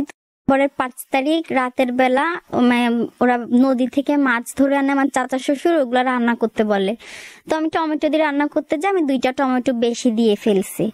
এর কারণে এইটা থেকে মূলত আমাকে গালাগাল করতে করতে এক পর্যায়ে ওরা আমার গায়ে হাত তুলে, আমার ননদ এবং আমার ননদ আমার গায়ে হাত তোলার পর আমার 2টা ননদ, আমার শ্বশুর শাশুড়ি, আমার দেওরা আমাকে মারতে শুরু করে। এবং আমাকে এমন একটা সিচুয়েশন করে যে আমাকে ওরা, আমি শুধু ব্লাউজটা পরা ছিলাম, আমাকে পুরো উলঙ্গ করে ফেলে এবং 5 জন মিলে আমাকে এরকম উলঙ্গ অবস্থা আমাকে প্রচুর মারধর করে। আমার শাশুড়ি আমার পেটের মধ্যে লাথি দিয়ে বলে যে তোর পেটের মধ্যে জোরে জোরে লাথি দেওয়ার বলে কি তোকে আমরা কোনোদিন মা হইতে দিব না, তোর মা হওয়ার শক্তি কেড়ে নিব। এরপর এসব কথা বলে।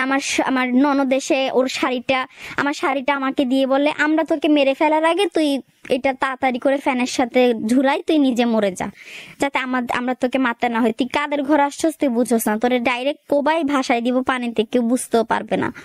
এরকম প্রচুর মানে আমাকে মারধর করতে থাকে। আমাকে ওরা চুল কেটে দেয়, আমার মাথা ফাটাই দেয়, আমার মাথা থেকে টপ টপ রক্ত পড়তে থাকে, আমার নাক ফুলটা টেনে কেড়ে নেয় যে না তোর সংসার করতে দিব না। এরকম অত্যাচার মানে সিচুয়েশন ক্রিয়েট করতে থাকে আমার সাথে। তো রাতের 8টা বাজে মারধর শুরু করে, রাতে 2টা পর্যন্ত আমাকে মারধর করে। তখন আমি কি করলাম, আমার মোবাইলটা নিয়ে আমি তাড়াতাড়ি আমার মাকে কল দিলাম, তোমরা তাড়াতাড়ি আমাকে নিতে আসো, আমাকে এখানে মেরে ফেলতেছে। তখন আমি ভিডিও কলে দেখতেছে আমার আম্মু ওখানে চিল্লাফাল্লা করতেছে। এরপর আমার ভাই আমার হাজবেন্ড কল দিয়ে, কিরে তুই কোথায়, তোর এত বড় সাহস, তোর ফ্যামিলি আমার বোনের গায়ে হাত তুলতেছে, তুই এখন আমাদের বাসায় আয়, নাহলে তোরে দেখিস এখন কি করি। তো এইগুলো নিয়ে আমার ভাইয়া যখন কল দিয়ে ও তাড়াতাড়ি আসে, ও ছিল না, ওর 5 জন ওর ফ্যামিলি আমাকে মারধর করতেছে। ওর ছোট ভাই পর আমার মোবাইলটা ওরা শিল দিয়ে ভেঙে ফেলে। এখন যখন আমার মোবাইলটা অফ পায় আমার আম্মু, তখন বলে আমার মেয়েকে মনে হয় মেরে ফেলছে, আমার মেয়ের মোবাইল অফ, আমার মেয়েকে মেরে ফেলছে হয়তো। আমাকে মানে এমন মারধর করে। এরপর আমার এখানে ওই যে সুপারি কাটে যেটা লোহার জাতা বলে, ওই জাতাটা দিয়ে আমাকে মারে, ঝাড়ু দিয়ে মারে, পানের বাটা দিয়ে আমার মাথা ফাটাই ফেলে, নাক ফুলটা কেড়ে নিয়ে ফেলে, আমার মোবাইলটা ভেঙে ফেলে, আমাকে উলঙ্গ করে মারে, বলে কি আমরা মেরে ফেলার আগে তুই মরে যা, এগুলা বলে। তো এরপরে আমার ফ্যামিলি, আমার আব্বু, আমার আঙ্কেল আর আমার ভাইয়া রাতে 2টা বাজে আমাকে গিয়ে ওখানে সেন্সলেস অবস্থায় আমাকে নিয়ে আসে এবং এনে আমাকে মেডিকেলে অ্যাডমিট করায়। একদিন মেডিকেল ছিলাম এবং মেডিকেল থেকে একটা পুলিশ কেস হয়। পুলিশ কেস হওয়ার পর আমাদেরকে বলে মামলা করতে। তখন আমার ফ্যামিলি বলতেছে না মামলা করবো না, আমরা দেখে নিই এটা ঠিক হয় কিনা। এর মধ্যে ওরা আমার সাথে কোনো যোগাযোগ করে না, কোনো কিছু করে না। আমি কি করি, আমার নানুর বাড়িতে চলে যাই। তখন আমার হাজবেন্ড আবার কল দিয়ে আমাকে আমার খালা শাশুড়িকে ওদেরকে ধরে, বলে কি মিমকে আনি দেন, আমি মিমকে নিয়ে আলাদা ভাড়া বাসায় থাকবো, আমার ফ্যামিলির সাথে রাখবো না, যেহেতু আমার ফ্যামিলি ওর সাথে এত খারাপ আচরণ করতেছে। তখন অনেক ইয়া করার পর আমি আসার পর আমাকে নিয়ে ভাড়া বাসা নিয়ে, কিন্তু ভাড়া বাসা নিয়েও সে আমার সাথে ওর ফ্যামিলিকে নিয়ে খারাপ ব্যবহার করতো। ওকে আমি কিছু খাইতে বললে, কিছু পড়তে বললে আমাকে উল্টাপাল্টা কথা বলতো। বাট আমাকে এই যে বিয়ে ওর সাথে আমার যতদিন সংসার ছিল, সে আমাকে 10 টাকার একটা সুতাও কিনে দেয় নাই। আমার বাপের বাড়ি থেকে টাকা নিতাম, আমার বাপের বাড়ি থেকে বলতাম এটা হয়েছে সেটা হয়েছে, আমার আব্বু আম্মু আমাকে টাকা পাঠাইতো, ওগুলা দিয়ে চলতাম। কাপড় চোপড় লাগলো আমার বাসায় আমার আম্মুর শাড়িগুলা নিতাম, আমার পুরাতন জামাগুলা নিতাম, এরকম করতাম। কিন্তু সে কিন্তু 20-30 হাজার টাকা ইনকাম করতো মাসে, কিন্তু আমার জন্য এই যতদিন সংসার করছি 10 টাকাও খরচ করে নাই। এর মধ্যে আরেকবার ফেব্রুয়ারি মাসের 7 তারিখে সে তার ফ্যামিলিকে নিয়ে আমার সাথে প্রচুর ঝগড়া করে যে না তোমাকে আমাদের বাড়িতে যাইতে। আমি বলছি, না আমি ওই বাড়িতে জীবনও যাবো না, আমাকে এইভাবে মারধর করছে, শুধু মান সম্মানের ভয় আমি তোমার সাথে আবার সংসার করতে আসছি এখানে। এটা আমার মামলা করতে, সবাই বলছে মামলা করতে, কিন্তু আমরা মামলা করি নাই তখন। তো এটা এরকম হওয়ার পর ফেব্রুয়ারি মাসের 8 তারিখে সে আমাকে গায়ে হাত তোলার পর সে আমাকে মারে। তখন ফটিকছড়ি তো বাসা নিয়েছিল। তখন পরের দিন শুনতে পাই আমার শ্বশুর শাশুড়ি আসতেছে আমাকে নিয়ে যাইতে বাড়িতে। এখন আমি তো ওখানে গেলেও তোর আমাকে মেরে ফেলবে। আমি বলতেছি না আমি ওখানে যাবো না, ওখানে গেলে আমি জিন্দা লাশে আসবো, আমি লাশে আসবো, আমার লাশ পাবে সবাই, আমি ওখানে যাইতে পারবো না বললে আমি পরের দিন ও না থাকা অবস্থায় যেহেতু দেখতেছি আমাকে জোর জবরদস্তি করে নিয়ে যাবে, আমি পরের দিন ফেব্রুয়ারি মাসের 8 তারিখে আমি চলে আসি ওখান থেকে। আসার পর আমি ফেব্রুয়ারি মাসের 20 তারিখে জানতে পারি আমি প্রেগনেন্ট, এবং যখন টেস্ট করার পর দেখতে পাই আমি 3.5 মাসের প্রেগনেন্ট। আমি 3 মাসের প্রেগনেন্ট। এখন আমি যখন ওকে কল করে বলি আমি তো প্রেগনেন্ট, এখন আমি কি করব? ও বলতেছে বাচ্চাটা তো আমার না, তুমি কার সাথে কি করছো এগুলো আমাকে কেন বলতেছো? ও ডাইরেক্ট বাচ্চাটা অস্বীকার করে। এখন অস্বীকার করার পর আমার ফ্যামিলিও প্রচুর নার্ভাস হয়ে যায়, কি ওগুলো কি বলতেছে এগুলা। তখন এগুলা নিয়ে ঝামেলা হয়। তখন আমি একদিন রাতের 9টা বাজে আমি গাড়িতে উঠি, ওর কাছে যাই। আমি গিয়ে ওর পাগল ধরে প্রচুর কান্না করি যে আমাকে নিয়ে, বাচ্চাটা হইলে আমি যাব তোমাদের বাসায়, এখন যেহেতু বাচ্চাটা হয়ে গেছে ওর তো কোনো দোষ নাই, আমি তোমাদের বাড়িতে যাব, সমস্যা নেই, বাচ্চাটা হওয়ার পরে যাব। এখন আমাকে তোমাদের বাড়িতে যাওয়ার কথা বলে, কিন্তু আমি দুর্ঘটনা একটা থেকে বের হয়েছি, তোমার ফ্যামিলি আমার সাথে যা করছে এগুলো আমি এখনো ভুলতে পারি নাই, আমাকে কিছু সময় দাও, আমি যাব তোমাদের বাসায়। সে আমাকে বলে না তোমাকে কোনো সময় দেওয়া হবে না, সময়ের কথা বলবো তোমাকে এখন সাথে সাথে আমি ডিভোর্স দিব, তুমি গেলে এখন যাবা বলে আমাকে বলে রাতের 1টা বাজে বলে বাসা থেকে বের হয়ে যেতাম। প্রেগনেন্ট অবস্থায় তার কাছে যাই, রাতের 9টা বাজে যাই, আমি রাতের 11:30 বাজে পৌঁছাই। সে আমাকে রাতের 1টা বাজে ঘর থেকে বের করে দিতে চায়। তখন আমি বলি না আমি যাবো না, আমি তাইলে সকালে চলে যাবো, আমাকে রাতটা থাকতে দাও, আমি দরকারে মাটিতে থাকবো, তুমি উপরে থাকো। সে সকাল 7টা বাজে আমাকে উঠাই, আমাকে হাঁটাজারি রাস্তার এখানে নিয়ে আসে, তুমি গাড়িতে উঠে যাও। আমি বলছি দেখো একটা সুযোগ, আমি রাস্তায় কান্না করতেছি, সে আমার রাস্তায় সবাই তাকাই আছে, আমি তার পা গুলো ধরে বসে কান্না করতেছি, আমি নিজের মান সম্মানটা রাস্তার সাথে মিশাই দিছিলাম, কুকুরের মতো কান্না করতেছি তার পা গুলো ধরে, আমাকে একটা সুযোগ দাও। ওর হাতের পায়ে ধরে আমি অনেক রিকোয়েস্ট করতেছি, কুকুরের মতো কান্না করতেছি, কিন্তু সে আমাকে রাস্তায় রেখে দিয়ে তার বাইকটা নিয়ে সে চলে যায়। এবং আমি মনে করি দূর ও হয়তো রাগের মাথায় চলে গেছে, একটু পর হয়তো আবার চলে আসবে আমার কাছে, কিন্তু না, সে আসে নাই। আমি প্রায় 1 ঘন্টা বসেছিলাম, সে আর আসে নাই ফিরে। তখন আশেপাশের মানুষ বলতেছে দেখো রাস্তার মধ্যে বসে থাকবে না, তুমি চলে যাও। তখন আমাকে ওরা গাড়িতে তুলে দেয়, আমি তখন আমাদের বাসায় চলে আসি। এর মধ্যে আবার হয়েছিল কি, ওকে যখন আমি বলছি, ও যখন আমাকে বলছে ডিভোর্সের কথা, তখন আমি ওকে বলছিলাম তাহলে বাচ্চাটার কি হবে? ও বলছে বাচ্চার কি হবে জানো, এটা বলে সে আমার পেটে জোরে একটা লাথি মারছিল, এবং ওইটা আমি রাতের বেলা কোনো ফলাফল বুঝতে পারি নাই। এবং পরের দিন যখন আমার বাসায় আসছে, আমার আস্তে আস্তে ব্লাড শুরু হওয়ার পর আমার প্রচুর ব্যথা হওয়ার পর রাতের 2টা বাজে আমাকে আমার আব্বু আম্মু মেডিকেল যায়। আচ্ছা। যাওয়ার পর ওখানে আমাকে প্রচুর ব্যথা, আমি সহ্য করতে পারতেছি না, আমার আম্মু দোয়া দুরুস পরে ফু দিচ্ছে, মলম মালিশ করতেছে, কাজ। আমি আমাকে মেডিকেল নিয়ে, আমি বাঁচবো না মনে হয়। আমি উঠে দাঁড়াতে পারতেছিলাম না, বসতেও পারতেছিলাম না। আমার আব্বু আমাকে কোলে করে নিয়ে গাড়িতে তুলে আমাকে মেডিকেল নিয়ে গেছে। যাওয়ার পর ওখানে আমার 1 ঘন্টার মধ্যে আমার 6টা স্যালাইন শেষ হয়েছে। হওয়ার পর আমার বাচ্চাটা মিসক্যারেজ হয়ে যায়। হওয়ার পর আমার শরীর প্রচুর দুর্বল হওয়ার পর আমাকে ওরা 4 দিন মেডিকেল ছিলাম, এবং ডাক্তার বলছে ওর 2 ব্যাগ ব্লাড লাগবে, ওর শরীর প্রচুর খারাপ। এখন আমার আম্মু কেঁদে ওকে কল দিছে, বাবা আমার মেয়েকে তো মেডিকেল ভর্তি করাইছি, তুমি আসো না, তোমার ব্লাড গ্রুপ তো মিল আছে, আমরা তো ব্লাড ব্যাংক থেকে ব্লাড নেওয়া সম্ভব না, তোমার ব্লাড গ্রুপ মিল আছে, তুমি আসো। সে বলতেছে আচ্ছা আমি আসতেছি বলে সে আমার ফ্যামিলির যতজনের নাম্বার ছিল সব নাম্বার ব্লক করে দিছে। তখন আমার মন মানতেছে না, আমার হাজবেন্ড আমার প্রতি একটু হলে মায়া আছে, আসবে আমাকে দেখতে, কিন্তু সে দেখতে আসে নাই। আমি ভাবছি সে তো রাগ দেখাচ্ছে আসবে, তাকে আমি রোগীদের মোবাইল থেকে, নার্সের মোবাইল থেকে, দারোয়ানের মোবাইল থেকে কল দিতাম, সে কল আমার কণ্ঠ শোনা মাত্র সে কলটা কেটে দিত, দিয়ে ওই নাম্বারটা ব্লক করে দিত, যত নাম্বার থেকে কল দিতেন ব্লক করে দিত। আচ্ছা তার বন্ধু যে সে আমাকে মেডিকেলে দেখতে গেছে যে ভাবি আপনার কি হয়েছে, ও আমাকে মেডিকেলে দেখতে গেছে, কিন্তু আমার হাজবেন্ড আমাকে মেডিকেলে দেখতে যায় নাই।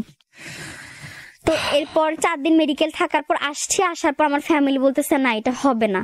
তখন আমার ফ্যামিলি মামলা করার সিদ্ধান্ত নেয় এবং আমি মেডিকেল সমস্ত রিপোর্ট নিয়ে, মেডিকেলের ছাড়পত্র নিয়ে, আমার সবকিছু আলট্রাসোনোগ্রাফি রিপোর্ট, আমার আগের যে আমি তো মোবাইল ছিল, আমি তো বললাম যে আমি সবকিছু রেকর্ড করতাম, অডিও রেকর্ড, ভিডিও রেকর্ড, আমার কিছু ভিডিও রেকর্ড ছিল, অডিও রেকর্ড ছিল, ছবি ছিল, আমি এই সমস্ত প্রমাণ নিয়ে আমি একটা মামলা করে দিই।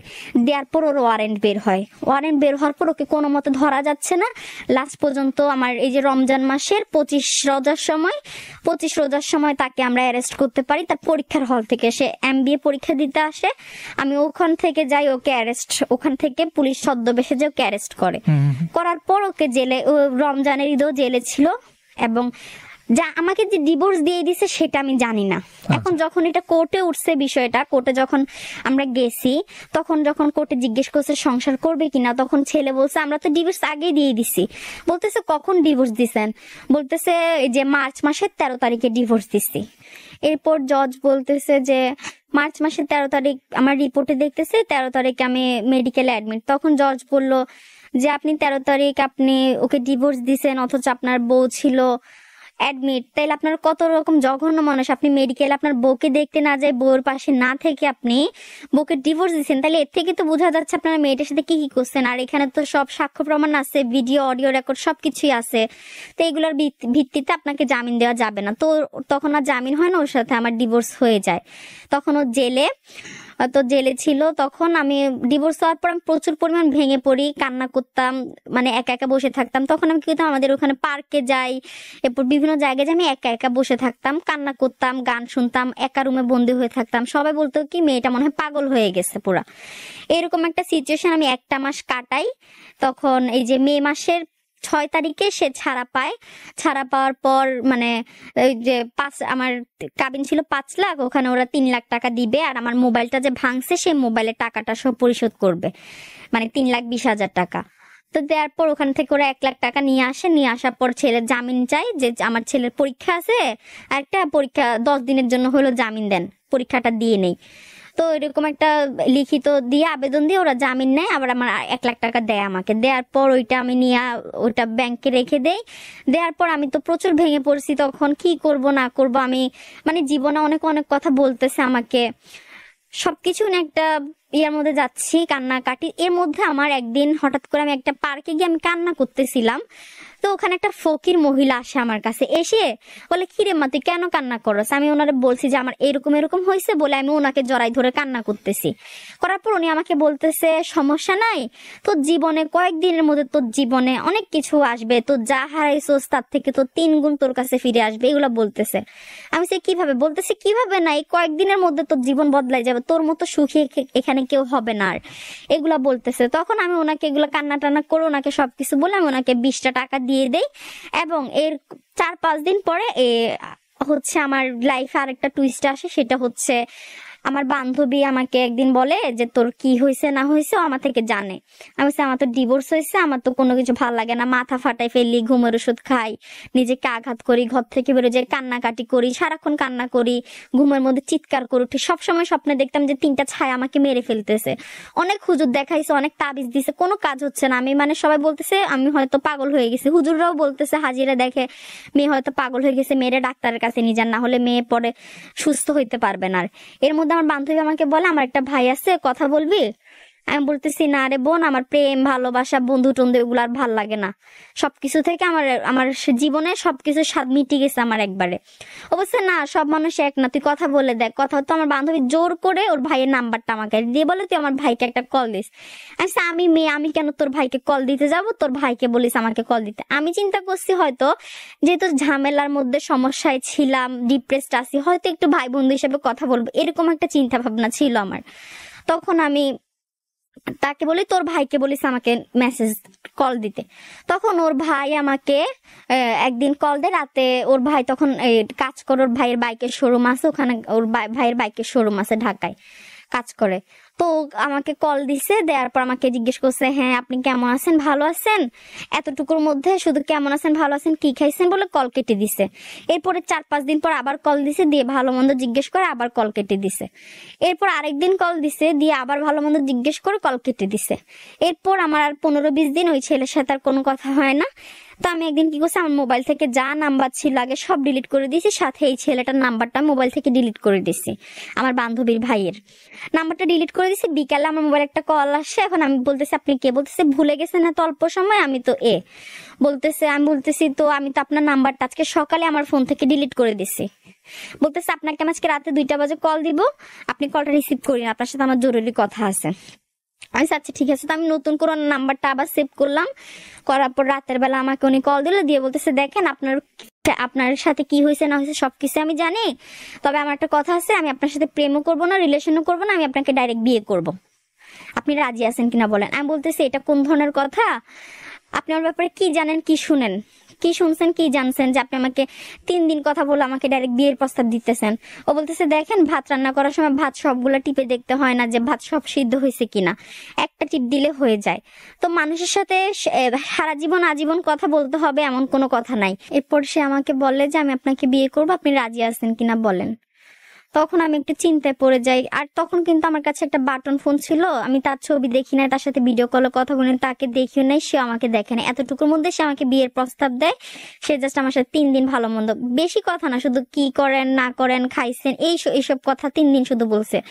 4 দিনের দিন বিয়ে করতে বলছে, 5 দিনের দিন সে ঢাকা থেকে চট্টগ্রাম গেছে আমার সাথে দেখা করতে, এবং আমার কাছে ফোন ছিল না বলে সে আমার জন্য একটা নতুন ফোন কিনে নিয়ে গেছে, আমার জন্য আমার টেডি পছন্দ বড় একটা টেডি নিয়ে গেছে, আমার যা যা পছন্দের জিনিস সবকিছু আমার জন্য নিয়ে আমার সাথে দেখা করতে গেছে। দেখা করতে যাওয়ার পর আমাকে বলে কি আপনি ঈদগার মোড়ে আসেন, আমি আসতেছি। আমি বলছি আচ্ছা ঠিক আছে। তা আমি তো ওকে চিনি না জানি না, আমি যাচ্ছি, এতটুকুর মধ্যে একটা বাইক এসে আমার সামনে দাঁড়ায়। দাঁড়ানোর পর আমার দিকে তাকায় চলে যায়, আবার হেলমেট পরা, আমি চিনতে পারি না। সামনে যাই, সে বাইকটা খুলে হেলমেটটা খুলে আমার দিকে তাকায় হাসতে থাকে।